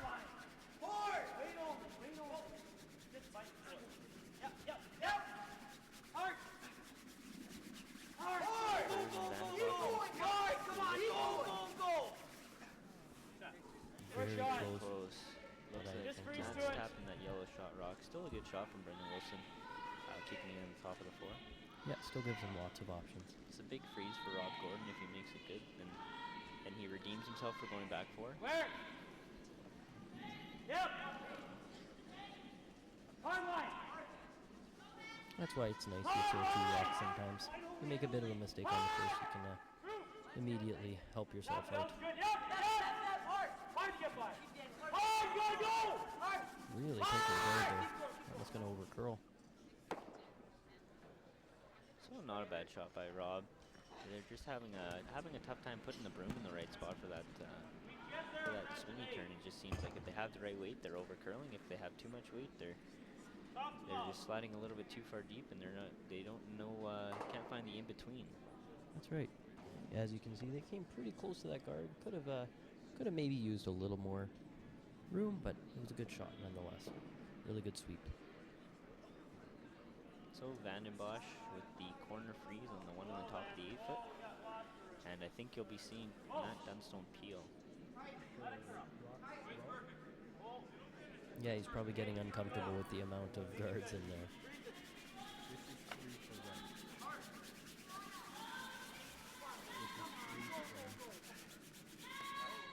And a good shot by Vandenbosch. Might be able to get all of them. So Matt's looking to go double peel here and maybe catch the one in the rings. Yeah.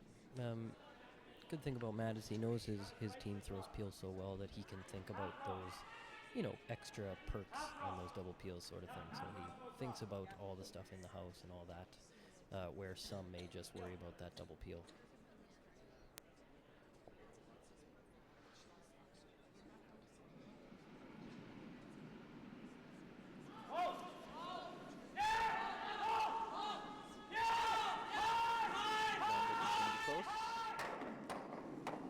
Great shot by Kyle. Really nice shot.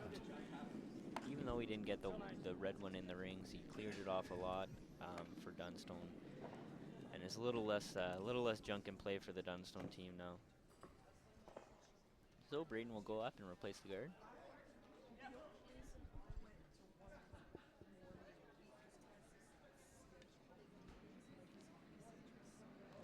Very important that the Calvert team make sure that they make these guards good enough that Matt has no choice but to peel them.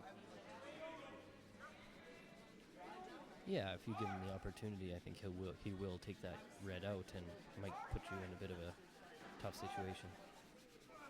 Yeah, absolutely. You always want to make sure that your guard that you're throwing is usable. So if you need to get around it on Braden's last one, you can. And that one's a little bit high, so I think you'll see Matt go after it now.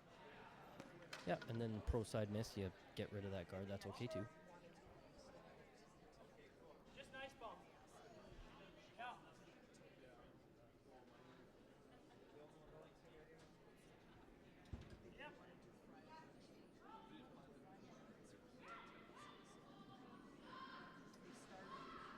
So Kyle's going to throw board weight and try to hit and roll.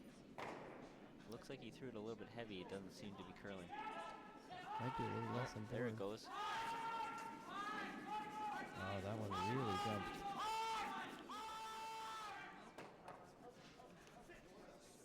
And it works out great. Great shot from Kyle Deering. Two very good throws. Really So- nice shot. So now you see what I was talking about with the importance of throwing a good guard. With that guard being so high, it's very tough for Kyle Kurz and Braden Calvert to get anything set up for a steal this end. Yeah, and with the way it curls, you could almost bury it fully and still get to it. So it's maybe not as useful as they'd like. Yep, so looking for the double and roll.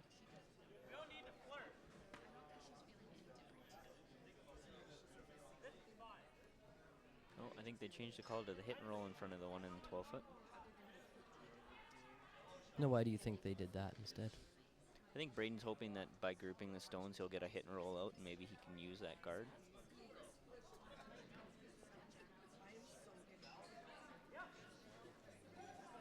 So they've over-curled this spot a couple times today. They're having a tough time figuring out when it breaks. Yeah, they certainly were in between both shots there almost. Didn't quite know which one to do. Wait till I stare. Normal. So eventually Braden will have to make a decision whether he's going to go hard for a steal this end or try to play a double and get a blank. Team Dunstone would be happy with a blank in this end or scoring a deuce.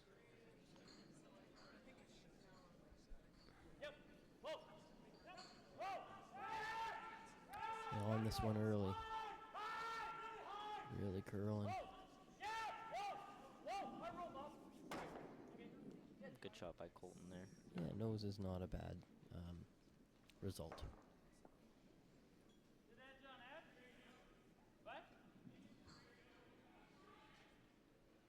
So Kyle's going to be looking to throw maybe a little bit less weight and get a hit and roll under. Yeah, and maybe make contact with that back yellow if it's in play. Yeah, big shot here for the Calvert team. This is, they're running out of rocks here.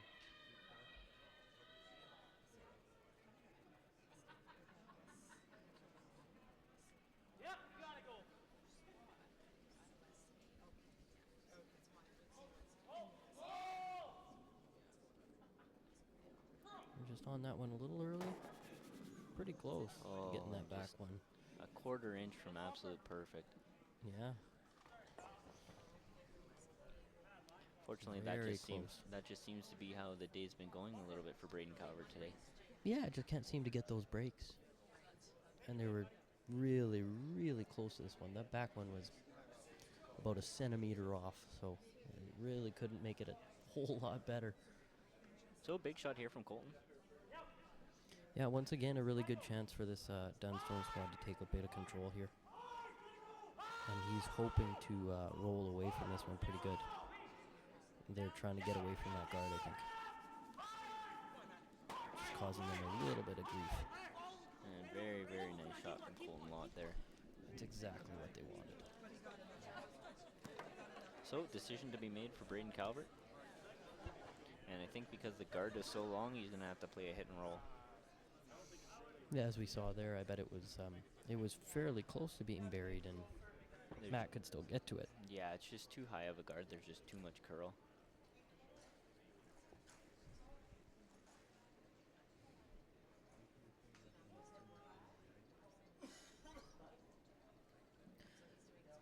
So Braden just trying to get the hit and roll here. Yeah, important to stick around for sure to at least make Matt throw it.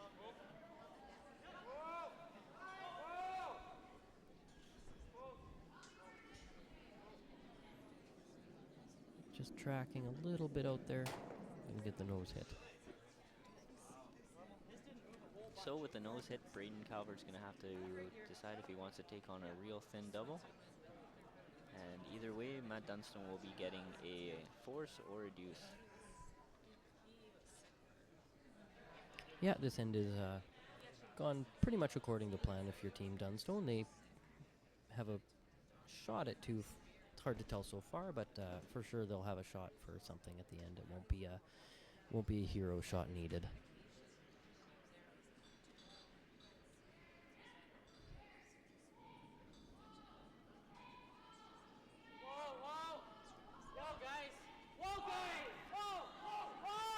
Sweepers on and off. You want to be careful with that straight turn out there. Beautiful. Good. Yeah, perfect shot from Matt Dunstone there. Good. Nice brush. So I think you'll see Braden Calvert take on the slash double here. Double, he's got an easy deuce. Half rock. Half rock? Heel? Yeah, and either way, I think Dunstone will be happy with this. He's going to get either a Little left. If he makes it, it'll be a blank. Little If he left, doesn't, yeah. it'll be a double. So, I mean, two. So he will be happy with the way this end went.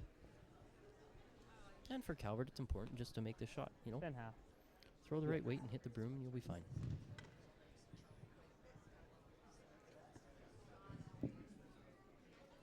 Yeah, expect them to be close on this one.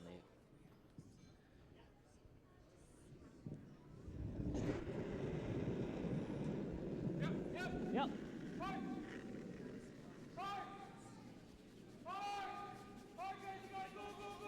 Wow. A little too thick, and it'll be a draw for two to take the 3-point lead back from Matt Dunstone.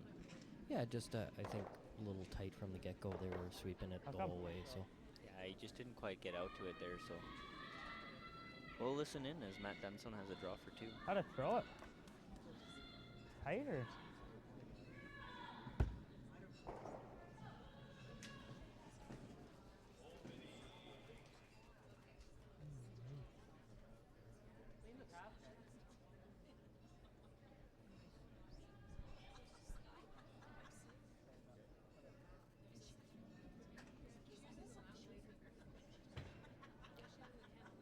Matt here with a open shot for 2.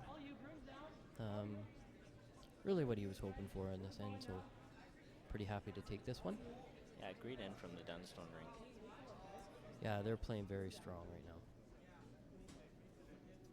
Nice throw.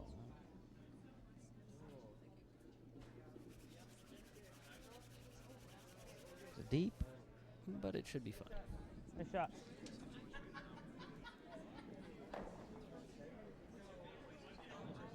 Same thing. So we're gonna go show you the last shot by Beth Peterson. Oh, sorry, we're at Burchard's last shot in this end here.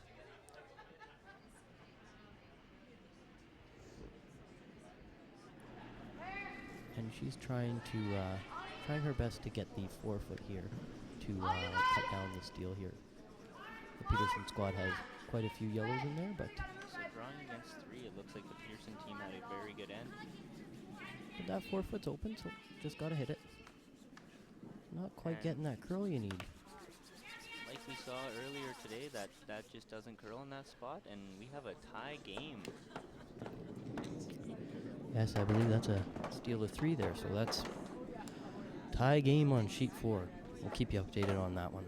Wow. It's a big end. Oh, we got a question from Alex Forrest on at Curl Manitoba. First team to fall in Burner Rock wins. If anybody knows Alex Forrest, he's the second for the Jeff Stoughton team that I curl on, and I have this year fell on a rock and we still won a game. I also did this in juniors and fell on a rock and we still won. So yeah, I'm thinking I'm 2-0 at falling on a rock, so I'm thinking first team out here to fall on a rock today has probably got the win. So there you go. Maybe we should go down and tell somebody. Yeah.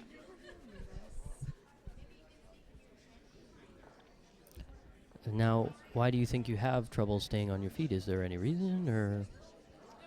I think I try so hard out there that I think that's I'm putting my heart into it so much that's why I fall over sometimes. Oh, that must be it. Yeah. It's all heart.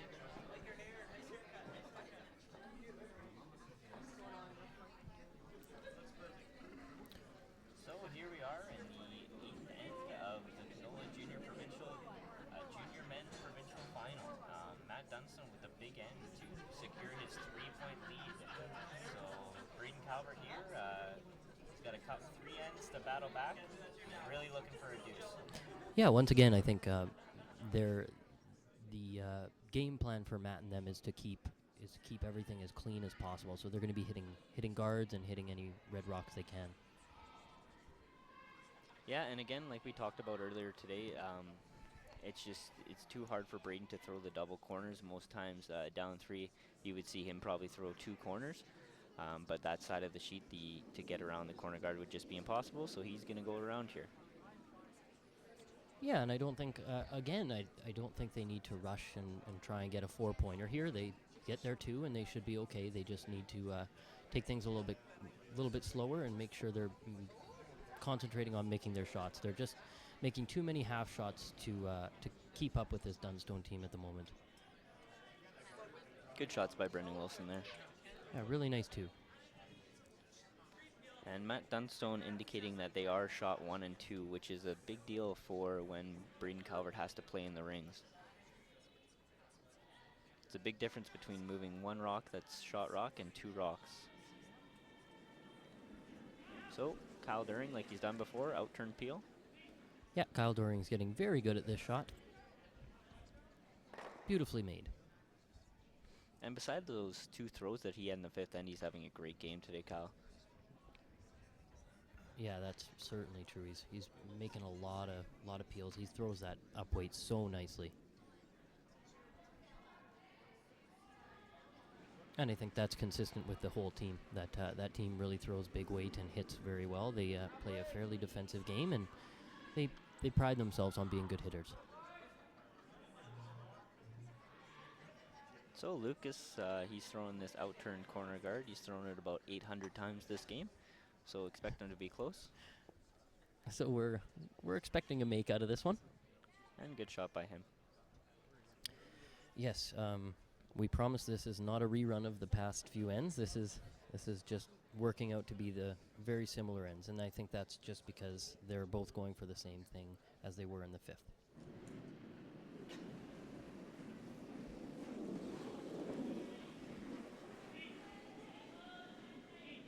So 2 good throws from Kyle there.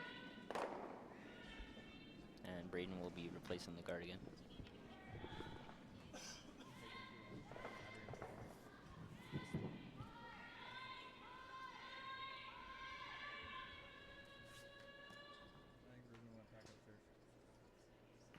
So Lucas is going to look to put this in the same spot as the last one. Again, like we said, important that they make these guards all the time, because if they get an opportunity like they did last end where the guard was missed, Dunstone was able to get a generated deuce and take away the end from Calvert. So extremely important, even when they're losing, that they focus and buckle down and make sure these guards are made real good. Absolutely. And I think it is tougher because they have been throwing these shots over and over again, and it seems a little bit redundant, but the second you miss them, Dunstone will jump on that. So they're doing a good job of making sure they buckle down and make those shots really well.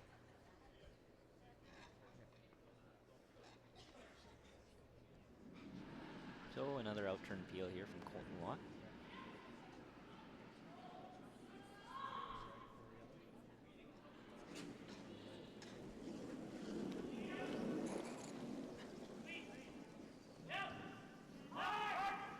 They're working on this one a little bit more, but it should be fine.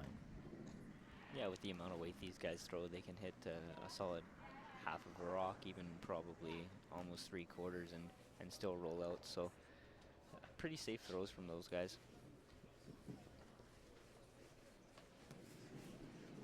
So Kyle Kurz, we saw him slip into the rings the last time he threw this corner guard, so he'll want to take a couple extra seconds in the hack and make sure he puts this one in a good spot.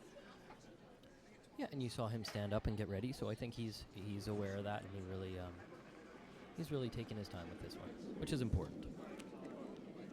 Yeah, both these teams have great pre-shot routines, and we talk about that a lot in junior curling, is trying to avoid the distractions that are going on and really buckling down. When it's your 30 seconds to throw your shot, you kind of step into your bubble and do your pre-shot routine and forget about everything else, and I think both these teams do such a good job of that.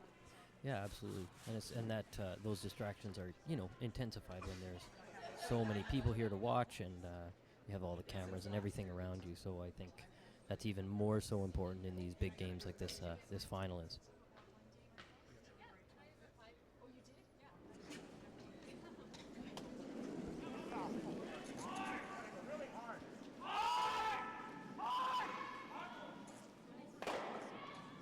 Wow, and that's a miss from Colton Mott that you don't see every day. Yeah, and there's that little miss we were talking about. Those are the kind of things that Braden is waiting for.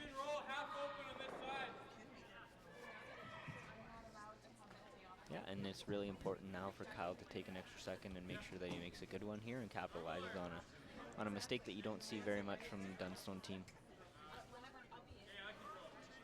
Yeah, and just like you have been all game, make sure you're taking advantage when there's those misses. That's a very essential part of playing against these great teams.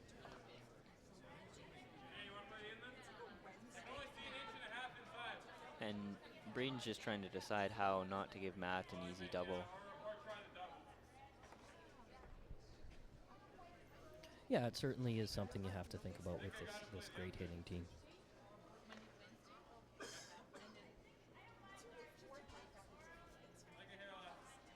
Braden thinks out the curling game really, really well. He calls a really nice game, so he's really thoughtful about all that stuff.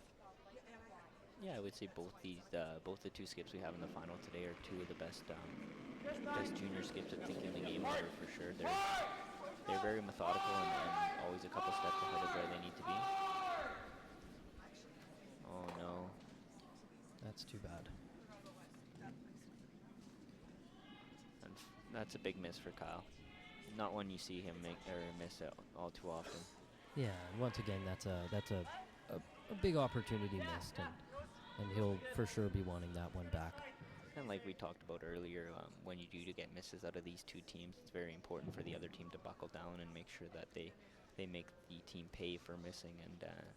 And Kyle was unfortunately unable to do that, and Colton Watts missed there. Absolutely. So Matt just going to make this red go away and keep the house fairly yellow in his vision. Keep the broom down. You hear Matt say, keep the broom down. It's starting to get to that spot where we had a couple picks earlier, and we want to make sure that everything is staying pretty clean.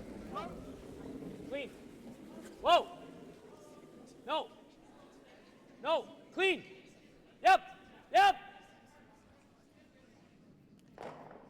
So nice throw there from Matt. Yeah, nice and easy. Very well done. So, and I think we'll try to see Braden Calvert try to manufacture a deuce out of something, some sort of draw here. Try and blank. Get 2 and 9. Yeah, that's pretty easy for him, isn't it? I guess half there.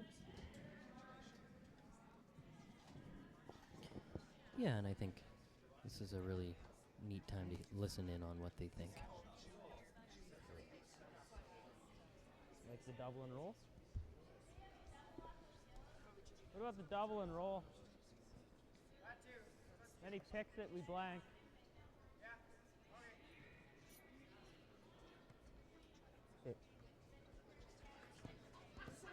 And you can hear a little bit of frustration in Braden's voice. The blank isn't exactly what they were looking for when they started off this end. Like that? Yeah, Just soft nose, right? certainly tough to swallow those pills Normal. sometimes, but you got to take your lumps and, you know, take what you're given. So he's going to make this double and roll and hope he has a shot at 2, but if not, he can maybe make a blank here.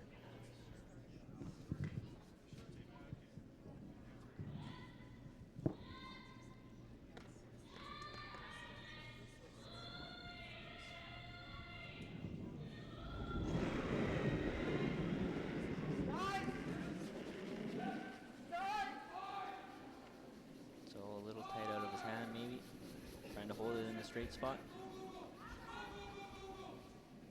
We're going to make the double and no roll, but that's okay. Yeah, unfortunately they didn't get the roll there. Braden would have really liked the roll to try to force Matt to pick it and wouldn't be able to stick a shooter. But I don't know if he could have made the double and roll with that much weight. I thought he would have thrown it a little bit harder. Soft normal. Right on nose.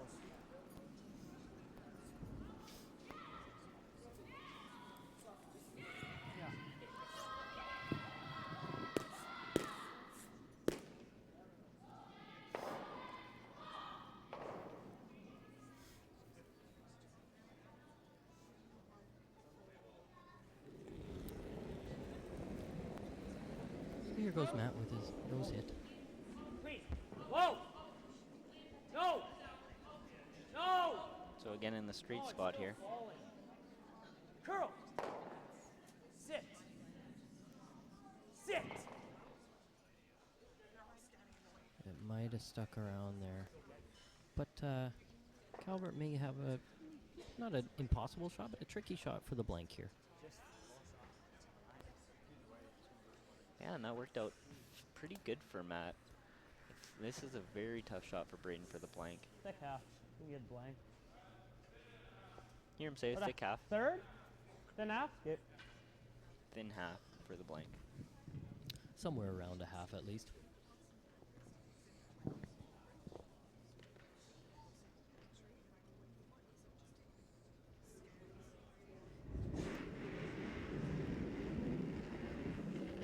Certainly got the weight. Oh!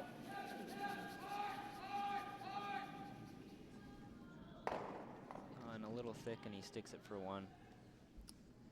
Yeah, that's certainly not what they were hoping there, but you know, it's time to buckle up and try and get some steals here.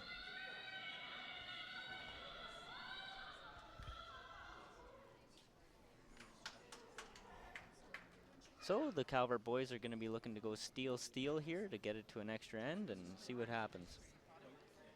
Yeah, it's junior curling. There's lots of game to be played, so. Okay, so we're going to move over, actually, and during this start of the men's. We're going to move over and look at the female final here. So that rock on the tee line was just thrown by Beth Peterson. She just haired the one in the top of the 8-foot. And I'm not sure if she got shot rock, but either way, it's frozen on there solid. So Shannon's looking at maybe playing an in-off here. Yeah, this is just in my few peeks over, this is turning into a real whale of a game. This has been really exciting. So we're just going to watch the end of this one here. So she'll be looking to hit about an eighth of this rock and redirect onto the one on the top of the button. If she hits about a quarter, she could go onto the yellow and punch her own red out. So she's got to be careful on how she throws this rock.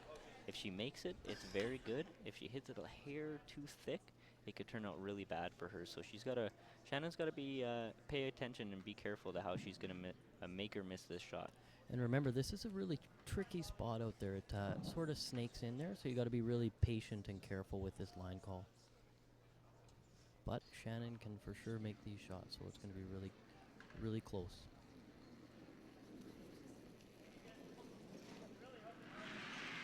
So this is Shannon Burchard's first rock, 8th end.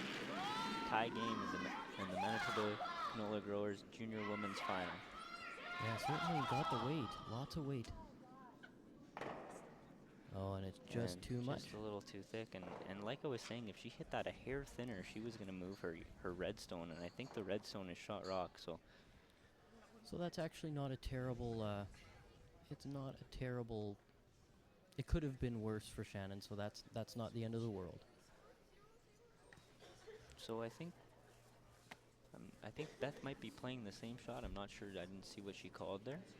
I know she's taking enough line to either be a guard or in that draw in. I'm not sure which she's chosen, but certainly both could work. And if you are just joining us now, Beth Peterson was trailing 4-0 in this game and has come back to tie the game at 4-4. Yeah, with a big steal of 3 in the 7th end, as you can see right there. Yeah, tied it up. So that's really turning into a whale of a game, and that's great because their game this morning at 8:30 wasn't as good as they had hoped, and this one's shaping up to be a really nice one.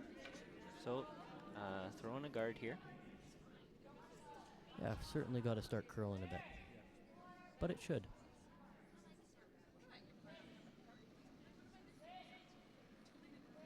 It's coming down a little bit. They should almost be sweeping it to corner freeze the red. And that's where it'll end up, which is a good spot. That's a great spot from Beth Peterson. 2 great throws. And it looks like Shannon Burchard will have a tough draw to the side of the button for a deuce or for 1. We're not sure who's shot there again. Yeah, and for those of you who have not been watching or didn't see our 12:15 game, this may look like an easy shot to you, but as you can see by the ice there, it does not move very much. So it's a actually deceivingly tricky shot there. You got to take barely any ice and sweep it to feather the guards, basically. So this will be a really tough shot. But once again, she's got a little bit of backing there, and could be for 2 or 1. We're not sure. So those of you who don't know, Shannon is a 2-time national silver medalist. Once as a skip playing 3rd and once as a skip. So she's got lots of experience in big games like this. Yes, and actually the other team she's playing, Beth Peterson, this is their first provincial final. So certainly Shannon has that pedigree that maybe the other team doesn't. And in certain shots like this, that can be a real big asset. The line coming in looks pretty good. Yeah, it's really close. It shouldn't move too much.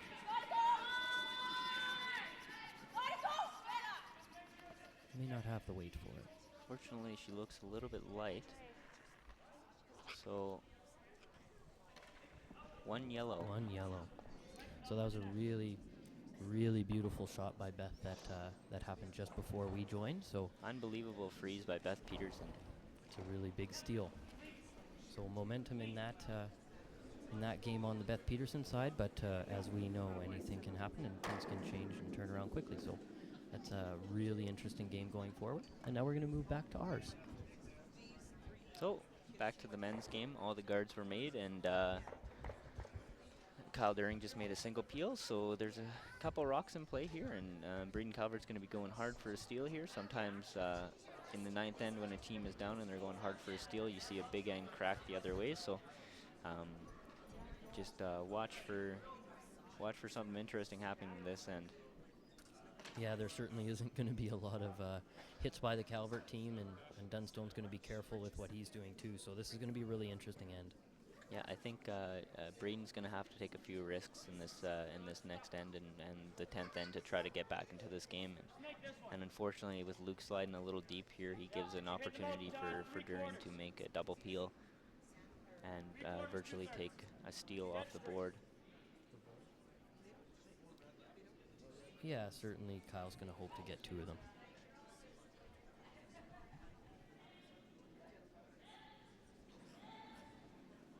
So outturn peel for Kyle. And this is the straight spot. I've heard you say outturn peel for Kyle quite a few times, so he's thrown them. He's used to them. Oh, very close. Very close to that one, just a touch thin. So break for the Calvert team, and if they throw a good guard here, then they're going to have a chance to maybe wrap one around. So it's important for the Calvert team to place these guards as high as possible, as to not give Colton Lott the chance to run it in and get a couple of guards away. Yeah, once again, you got to make sure that you're placing those exactly where you need them, because both teams are just so good, they're not going to miss easy shots. So you got to make sure that you are very, very careful with where you put things.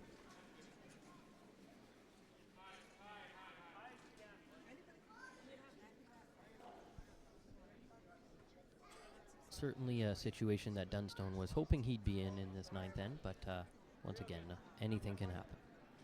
So good shot there from Kyle. And you see there's a little bit more separation than when Kyle During went to go throw. So Colton's going to have a rip at it. It looks like Matt's going to give it a go. Kyle wants to come and see. He just needs a break from sweeping. He's tired. But I heard his cardio was really good. This is true. Yeah, and I think as Kyle holds the broom, he's got quite a bit of input in the game plan and stuff like that, and I think that's good for a third to have, is be a part of that game plan, so that Matt isn't saddled with all of that responsibility of calling every single shot. Yeah, absolutely, and these guys are both playing on 38 minutes thinking time, and they both have over 10 minutes playing the ninth end, which is tons of time. So expect these next ends to have a couple of discussions, because neither team is running low on time here.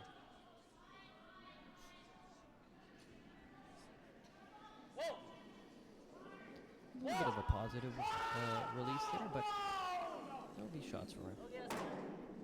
So a tough one to call there, because it just falls back the entire way. So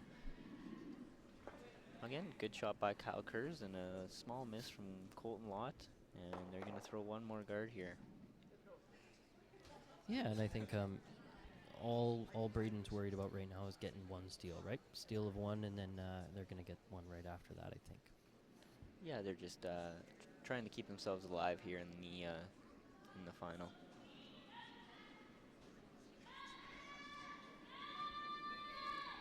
High as you can, guys. High as you can.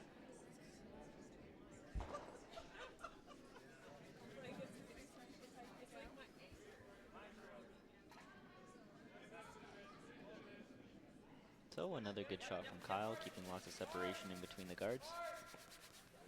And Hey. I think you'll see Colton throw the same shot as last time. 7-8 still. Yeah, he's putting those right where they need to be, and I think that's not an easy thing to do.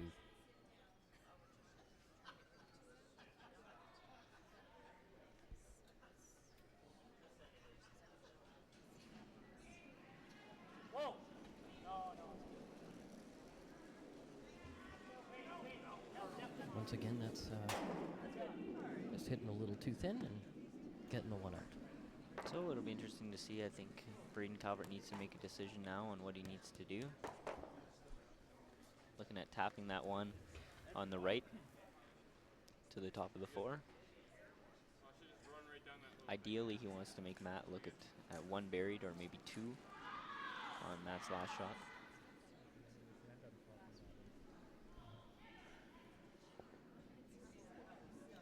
Yeah, ideally he wants Matt throwing a pretty tough shot to get his one. It's time to, sort of really go for it here, and take a real tough shot and make Matt have to throw something tough.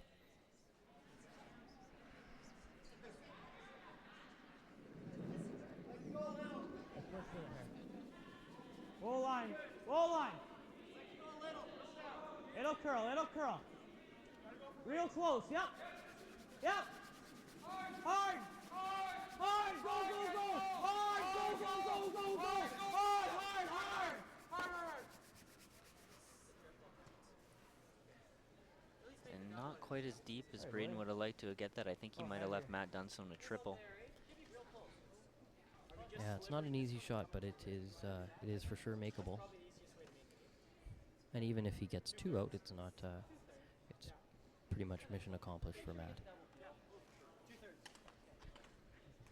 And as anyone who knows, Matt Dunstone knows he loves to throw these shots. So giving him that opportunity is maybe not the greatest idea in the world. I expect him to be close on this one.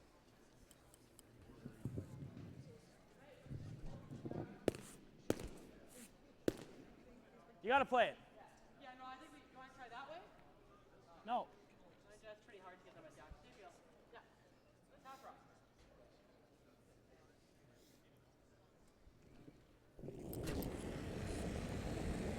Yep. Yep. Certainly a lot of weight.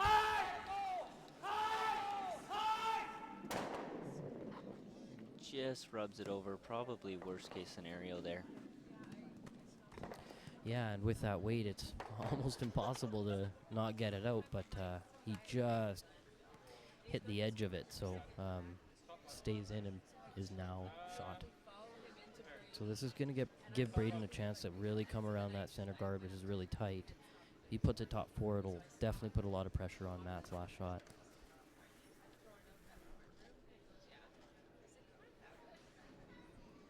So they've had a little bit of trouble with this spot in the ice, so if you're going to make one here, this is definitely the time to make it, so expect Braden to be close.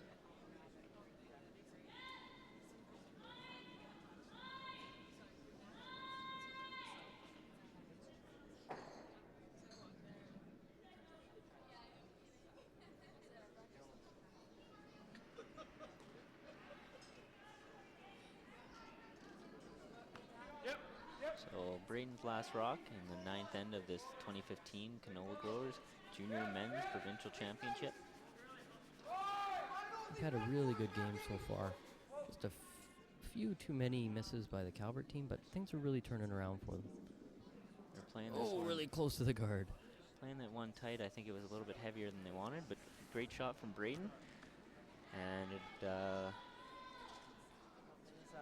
looks like Matt's going to take a run at the slash here.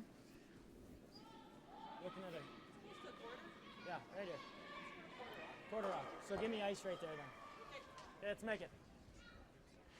Yeah, I think Matt's first instinct is usually to hit something. Quarter So rock. this is probably a Matt Dunstone shot for sure. Yeah, I think being up 2 it makes this shot getting rid of 1 red is fine. Giving up a steal of 1 is fine for Matt. And I think he knows that. I think if it was a tie game, you'd see him play a different shot. But right now we got a quarter rock slash double.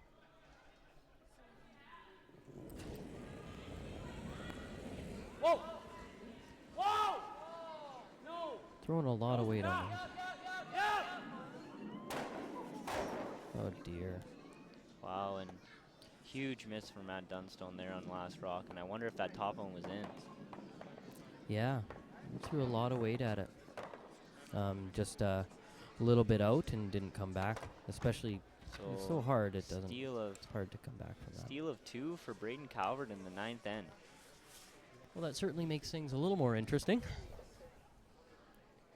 Yeah, it's too bad. I think it's possible that Matt just got excited about that one and threw a little bit more weight than he maybe needed.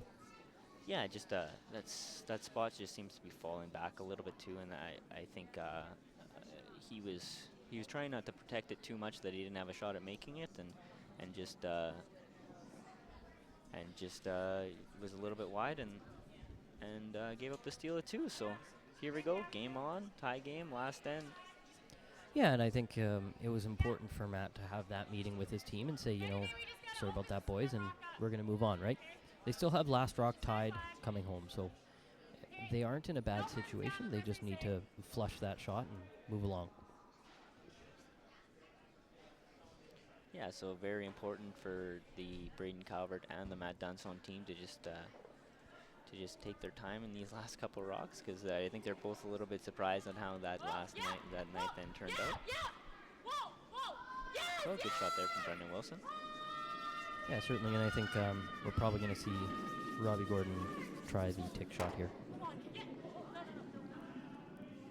Yeah, they actually they played the tick shot earlier in the exact same scenario earlier today in the 1-1 game and were unsuccessful. So I'm not surprised to see them going top 4 this time. We're going to quickly go over to the girls' game and show you this last shot here. This is getting to a point where things are getting tight, and the Beth Peterson squad is, of course, sitting 1, but there's a lot of rocks in play for red too, so there's not. It's getting to a head at this point. So last rock here for Robin. She unfortunately flashed on her first one, so she's looking to make a good freeze here and kind of get the Beth Peterson team out of a jam.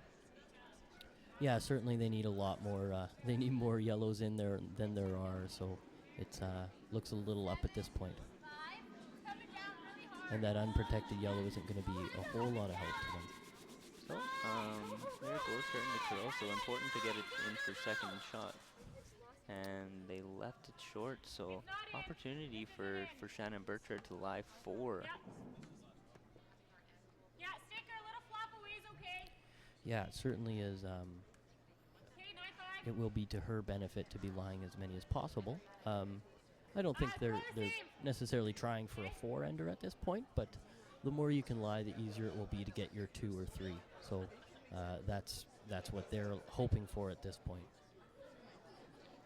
Yeah, and we see the team Dunstone has called a timeout on the boys' final right now, or team Braden Calvert has called a timeout on the boys' final right now, just trying to decide where to put that second guard. So Jenna Boisvert, her last rock, and a little bit of a break there for the Peterson team as she hits and rolls out.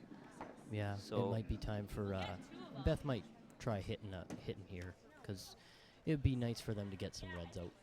Yeah, she'll be looking to maybe go wide intern double, maybe, or run that yellow one in that Robin just threw. So it looks like they're playing the intern double. This is the spot that we covered at 12:15 today that curled, so it will be interesting to see how much ice Beth takes for this rock. Yeah, unless something's changed on the ice, which does happen sometimes. So as we just saw with Robin's shot, that curled a little bit more than we had seen this afternoon. So maybe the ice has changed a little bit, but certainly this will curl more than anything else. And in the men's game, Braden Calvert has decided to throw a high guard, a 1 guard just over the hog line. Yeah, so they're just trying to get as many guards in as possible. They have to steal one here, so they're gonna take it pretty hard. So Beth Peterson, her first rock in the 9th end of the Canola Junior Women Provincial Final. Really close. Got to get that back red out. That's a really good shot. Great shot from Beth Peterson to limit the damage here that Shannon Burchard was building up in the 9th end. So good shot from Beth, and Shannon looks like she's trying to split the rings. Yeah, and it's important to remember that Beth's up 1 right now. So it's not the end of the world if they give up a 2, because they will be down 1 coming home with. So that's a pretty good result for them, and that's a really nice shot by Beth in reverse. No, here it is. It's a really good throw. And she makes a nice double here. Almost gets a triple, but that was just too good to be true, I think. Just needed to eat her Wheaties this morning, and she would have made the triple. That's right. Yeah. She needed to be Kevin Martin. Regardless, good shot from Beth. So Shannon's looking to split the rings here and secure that deuce. Absolutely. And just to keep you updated on the men, they're coming around those two high guards now. So Robbie Gordon is coming around that guard, as you can see. So on Rob's first one, he came back 12, which is a little bit heavier than would have liked. Brendan Wilson made a good guard. And it looks like Rob is going to rebound with a great draw. Yeah, and that's going to put a lot of pressure on that Calvert squad. Now they got to make sure for Shannon's shot here that it goes far enough back that they're not going to have a double, and it looks like it really has. So that's a really great shot. And now Beth's going to try and roll over. So good shot there from Shannon. Good rebound after the other skip makes a good shot. Yeah. So it's deep enough that Beth has no double. So she's looking to play a hit and roll. Maybe roll into a spot that she thinks Shannon will roll out in. Or possibly roll behind cover, so she has to take the one. Yeah, and I think we saw this sheet earlier before, and it seems to fall. So if Beth is able to roll across the center line, it's going to be a very tricky shot for Shannon to hit and stick for two. Absolutely. On the men's side, Lucas Vandenbosch playing a freeze. They're sweeping it as hard as they can to try to get it there. Really close. And just comes up a little bit light. So important to note that yellow is still lying 2. There's one in the just back 12 foot, and there's one at the top of the 4 foot. So they are yellow is lying 2. So here comes Beth's shot here. Just making sure that they're making contact for sure. The roll would be great, but contact definitely needs to be made so that you limit the damage. It's not anything more than a 2. And Beth comes in with that nice bumper weight. And good shot from them. She doesn't quite get the roll in for shot, so it looks like Shannon's going to be drawing. Yeah, and that's certainly not the result Beth was hoping for, but and Kyle During with the double peel attempt, and he just gets the one. So interesting end building up on the men's final here too. Braden Calvert's got a couple of guards up and an opportunity to really warp one around back 4 foot. Yeah, this curling is certainly keeping us busy. It's hard to keep your eyes on one thing. They're both going really cool. So yeah, Shannon has a nice shot at the 4 foot here, and all she needs is full 8. She should be able to make this one.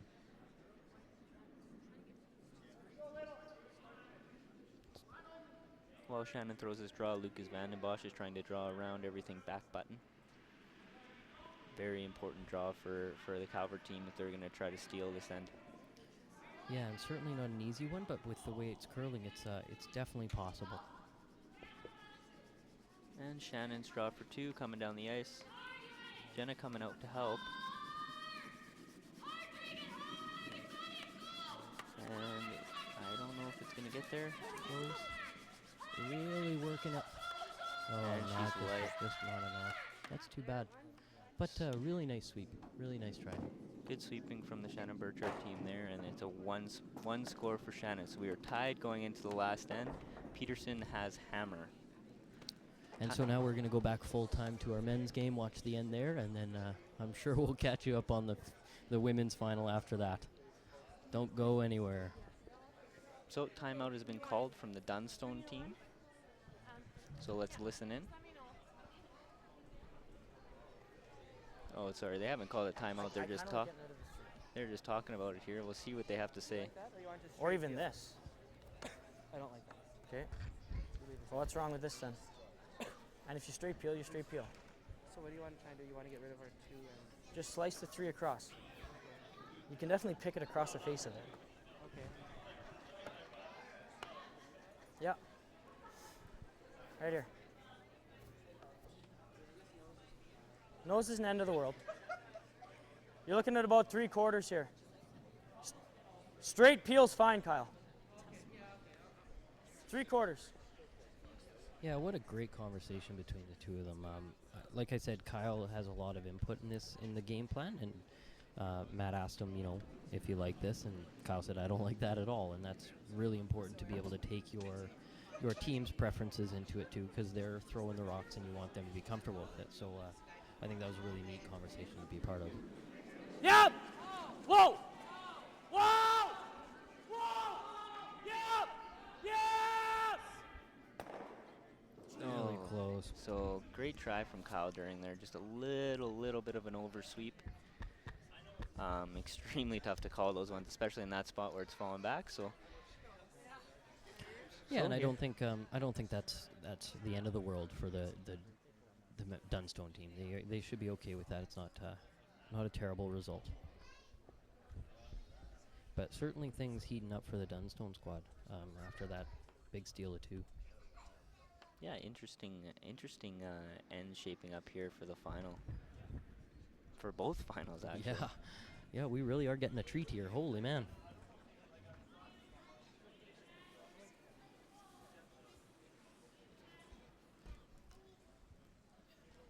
So, Braden Calvert just asking Kyle Kurz to replace that guard. And I imagine that you'll see Colton Lott try the same shot that Kyle During just played. Again, now that the Braden Calvert team has a little more jump in their step, it's really important that they slow themselves down and make these guards good. I know for a little while it was looking a little grim for those boys, so once they get that steal of 2, the adrenaline's pumping. So really important for Kyle to just take some time, make sure he gets these guards in good spots. Yeah, there's been a few of these guards that he is that haven't ended up as he'd like them, so making sure that take time to do your pre-shot routines like we were talking about. So boys haven't laid a brush to it, but it looks like it's slowing down okay. That's a good shot from Kyle Kurz. Really nice shot.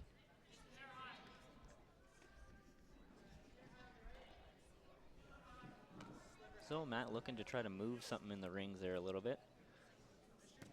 Yeah, I think Matt just wants to simplify things for himself later.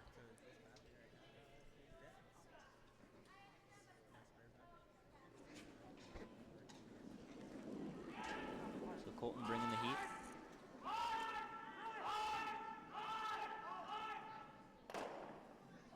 Oh, really close. And that's same as Kyle, just missed it by just half an inch. To the viewers at home, that in-turn draw that Colton's rock rolled to, it doesn't curl very much, so he didn't take away too much of a draw there by only rolling a couple feet. Yeah, and you know what? It was a really good result. I think that's the way you want to miss it. That's a pro side miss for sure, and he doesn't need to be worried about that. I don't think. It was a really close throw. So same throw here for Kyle, same spot. Yeah, and I think you're probably going to see Colton throw the same shot again. Try for a little bit better of a result, but yeah, I think we'll keep up with that for a little bit longer. So this one's got a little bit more line, and they don't want to leave an angle for Colton so that he can rip it in there.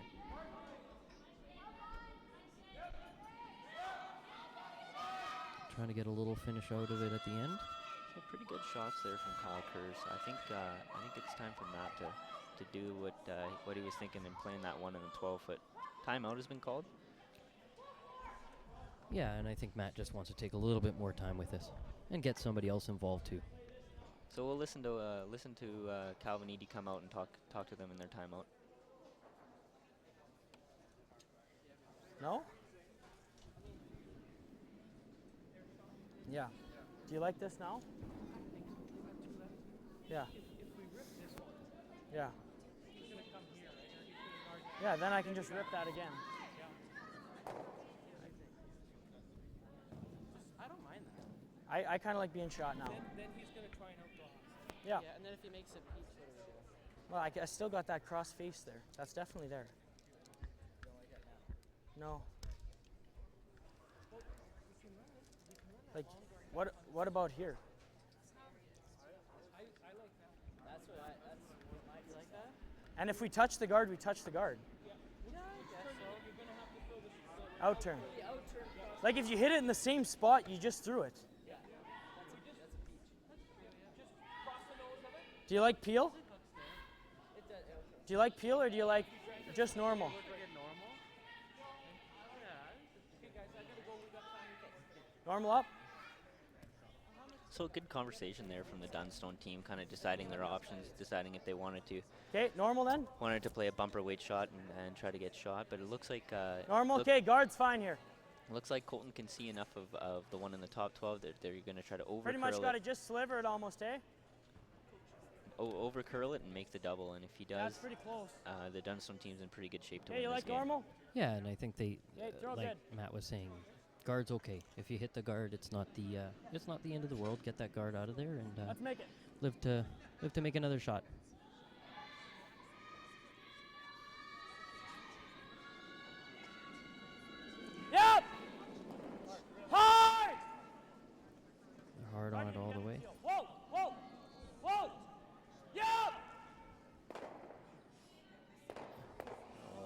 bad break there for the Dunstone rink. Yeah, that really, really took off. That's too bad. I'm not sure if that picked, or I think Colton's saying it picked in his hand. Yeah, it certainly curled a lot more than they thought it would, so that would certainly make sense. So a bad break there for the Dunstone team. Matt still has an opportunity to run a guard in on his first one and clear things out, but certainly not what they were looking for out of there, and that's not really what you want to see in a provincial final, that's for sure. Yeah, that's certainly not what you're hoping to see. That's too bad, But the guys need to regroup here. There's 2 shots left. Matt's got 2 shots, and he's made a couple beauties in his lifetime before, so. absolutely.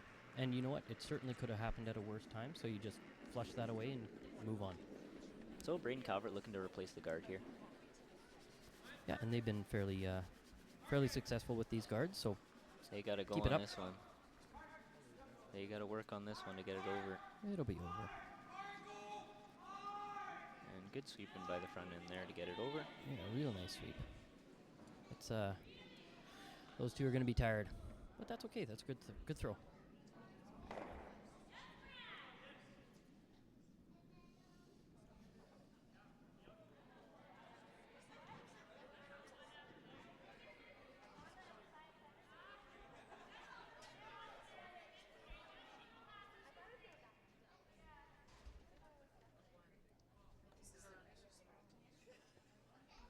Yeah, so once again, Matt's trying to figure out with his team what he's thinking. Braden put that guard in a pretty interesting spot. It's so high that it's almost tempting Matt to come into the rings and move the one on the top of the 8-foot, which I think is a very good call. But if Matt ever tickles the guard here, he's going to be looking at a very tough shot on his last one. Yeah, you certainly have to throw enough that if you do hit the guard, it's going to go. And we can tell you in the girls' game, Shannon Burchard is lying 1 behind a guard, half in the 4-foot, and the Peterson team is peeling.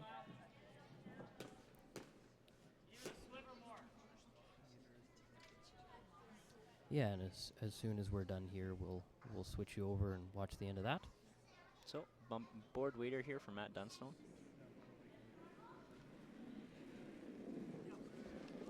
Nice throw. And make sure they're not on it too early. Certainly have some room. A little bit harder than I thought he was going to throw. Well, control weight. Hard, Kyle! Hard! Hard! So good shot there from Matt. It's a very good shot. And great shot on the girls. Robin made a run back takeout, moving the shot stone on the 4-foot to the edge of the 8-foot. So That's a beautiful shot. Really, really, really nice. So here we go. Braden Calvert, last rock of the 2015 Canola Junior Men's Provincial Final. Reigning junior champ, looking to go top of the button. Yeah, and really give Dunstone a really hard shot at that one. Interesting thing about Matt's first one is he didn't move the rock that he hit out for second shot. So if Braden was to miss the rings here, Matt still cannot just remove the shot rock in the 4-foot and win the game. He will have to draw probably no matter what. So Braden Calvert in the hack, trying to put it right on the top of the button. Seems to like it out of his hand. They're going on it. They're really sweeping this one hard. It's over curling. It looks like it's going to be a little bit light. Yeah, it's really, really moving out of his hands. Not sure what happened with that one, but it really, really moved. They're having issues with that spot all game, over curling on it. So here we go. We're going to go live and listen in on the last rock to win the 2015 Canola Growers Same weight I just Junior threw. Provincial Championship. Just threw it. Bumper right here? I think so. Right here. Yep. Yep.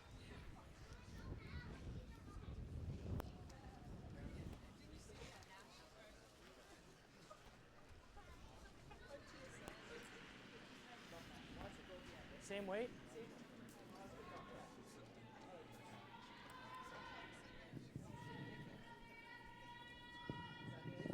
Yeah. Yeah.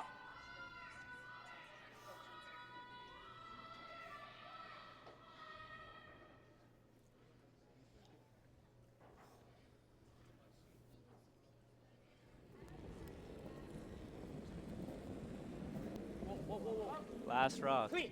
2015 Canola Growers Junior Championship. Certainly needs to move. Should move. See a little bit heavy.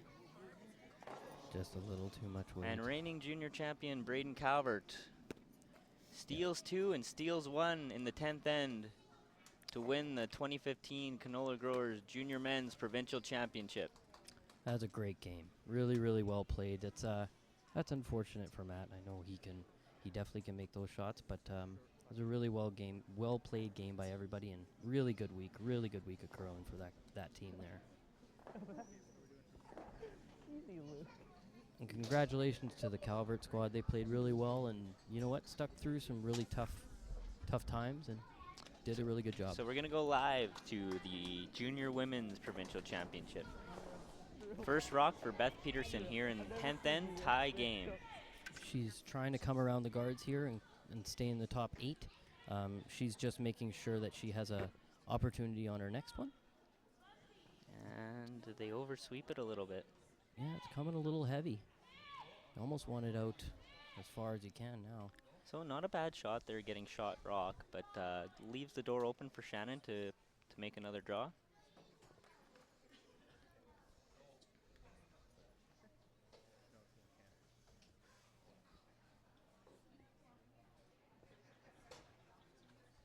So if you didn't see our 12-15 game, you are looking right. That is how much the ice curls on this one side of the sheet. So Shannon's going to be throwing at the boards on her throw here.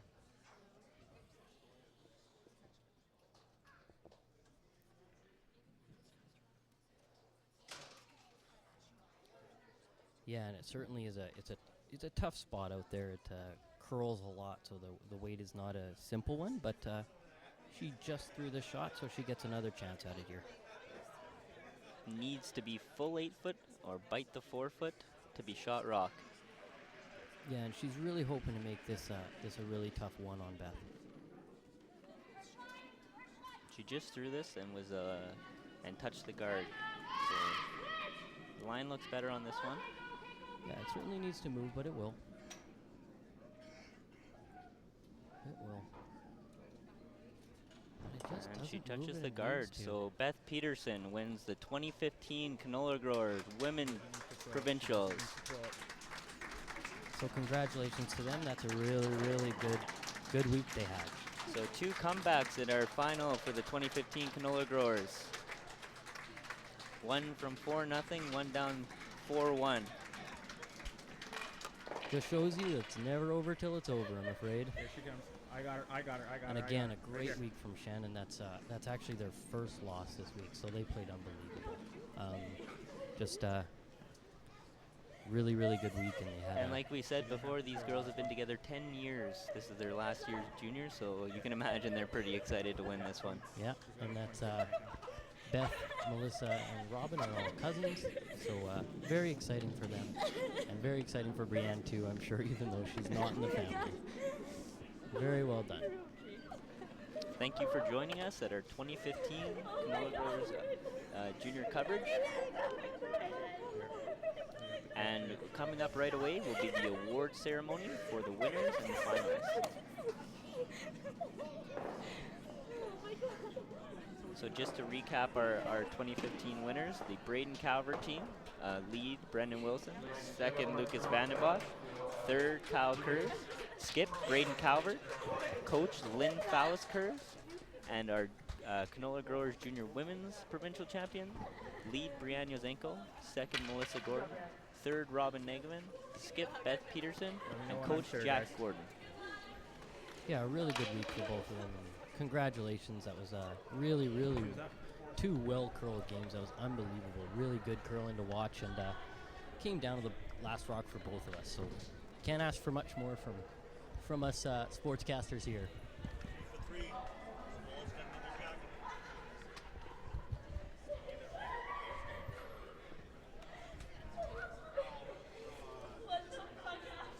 So stick around for the awards presentation. They're just going to get set up. Yeah, I think finally the Negavan wall will have a Robin Negavan jacket on it, so that's very exciting. Yeah, they're sitting back waiting. No, they're not. excited. Give me a second. Pretty awesome.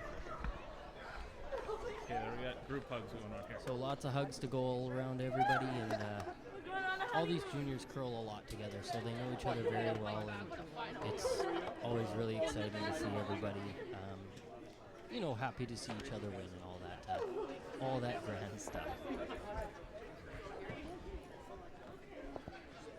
So we could have Braden Calvert will be going for a repeat. He was the last year's national winner. So he'll be going for a repeat. I don't think that has been done since Charlie Thomas out of Alberta.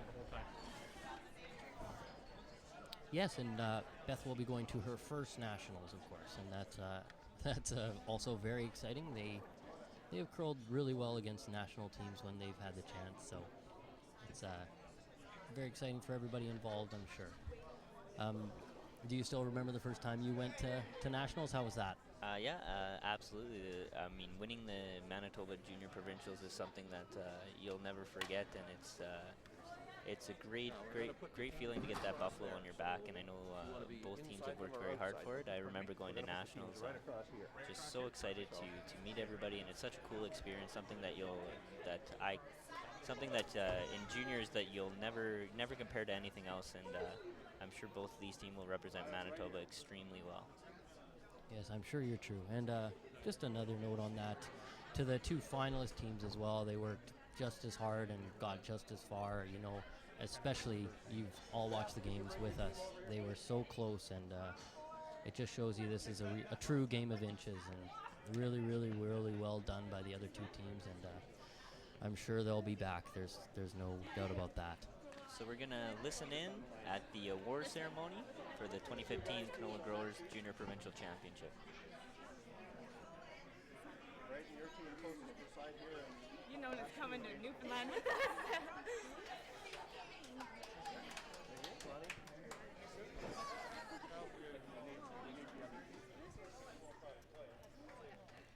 Come a little bit forward, guys. This way? No, not you. Matt, can you get your team to slide down along the side over there? You guys slide over so the girls can come in here.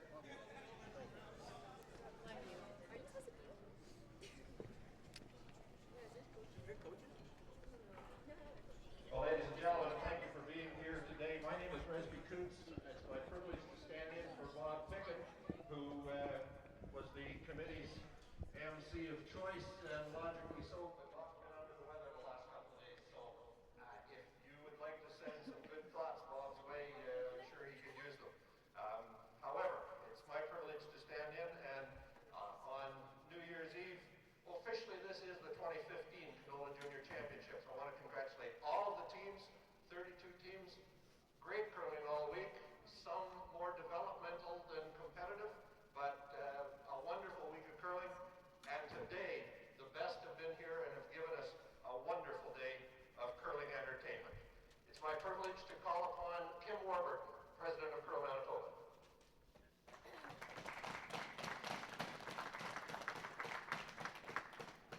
On behalf of the Board of Directors of Curl Manitoba, congratulations on a very successful Canola Junior Provincials to the athletes and the volunteers of the Assiniboine Curling Club.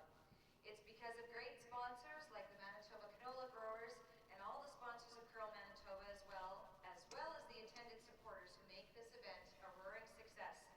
Thanks also to the staff of Curl Manitoba who diligently organize the event. Congratulations to all 4 teams for your great curling this week, but especially to Braden and your team and Beth and your team. Wear the buffalo proudly, representing our province in Corner Brook, Newfoundland.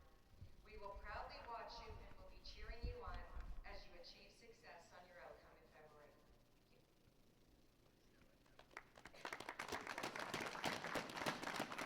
Thank you, Kim. And here on behalf of the Manitoba Canola Growers, our title sponsor is Board Director Chuck Fossey.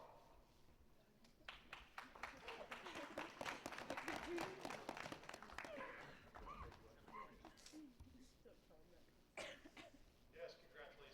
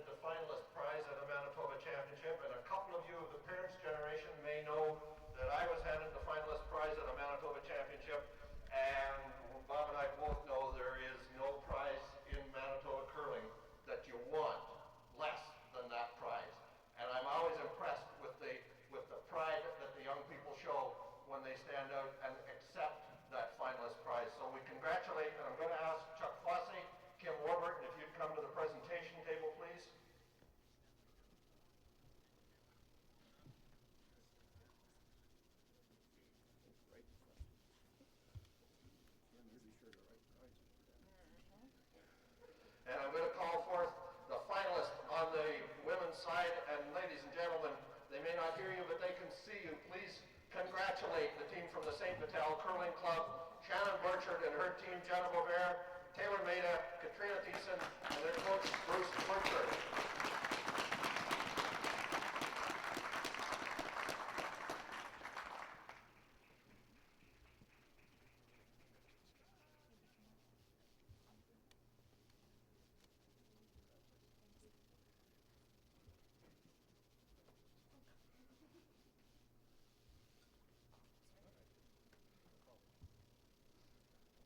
And congratulations as well to the finalists on the young men's side. We had 2 games today between 2 fine competitive teams, both of whom will be playing in the Manitoba Men's Championship in early February. And so we call forward the team from the Granite Curling Club, Matt Dunstone, and your team, Colton Lott, Kyle Deering, Rob Gordon, and Coach Cal East.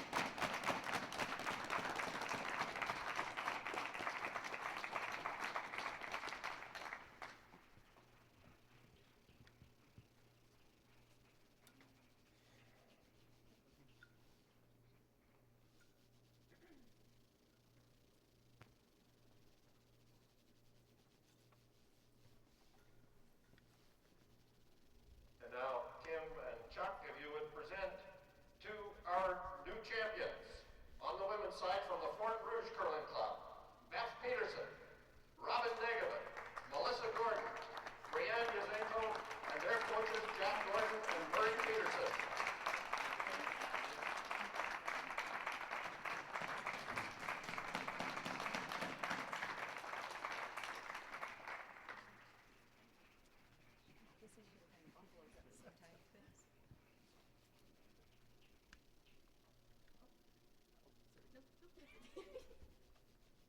And on the junior men's side, from the Deer Lodge Curling Club, defending their title, Braden Calvert, Kyle Kurz, Lucas Vandenbosch, Brendan Wilson, and their coach, Lynn Wallace Kurz.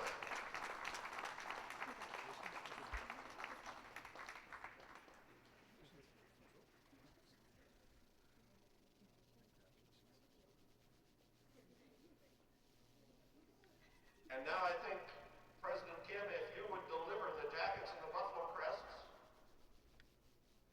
you can do one set. Director Chuck, you can do the other set. We'll just move this right along. Don't fall. Thank you.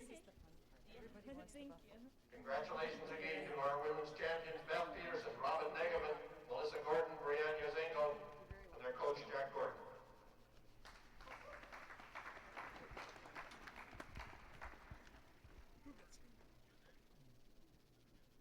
And from the Deer Lodge, Braden Calvert, Kyle Kurz, Lucas Vandenbosch, Brendan Wilson, and Lynn Follister is the coach.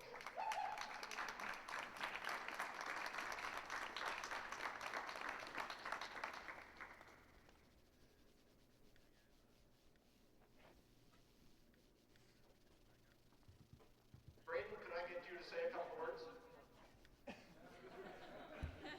I know you're a quiet guy by nature. You can talk.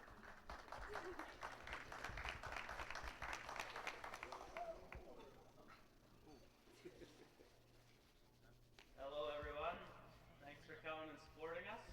I'd like to thank the canola growers for sponsoring this event and making it possible. The countless volunteers that put on such a great event.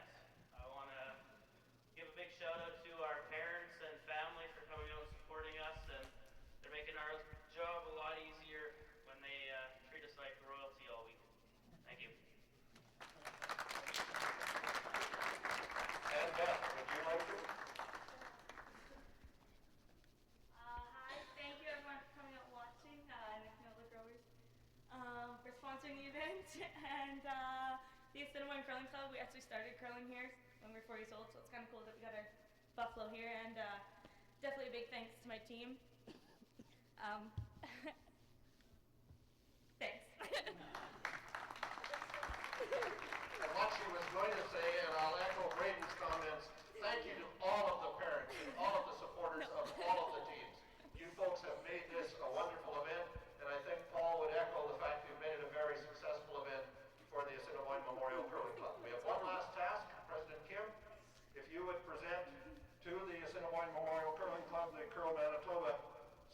plaque as a memento of a wonderful week here at Assiniboine Memorial.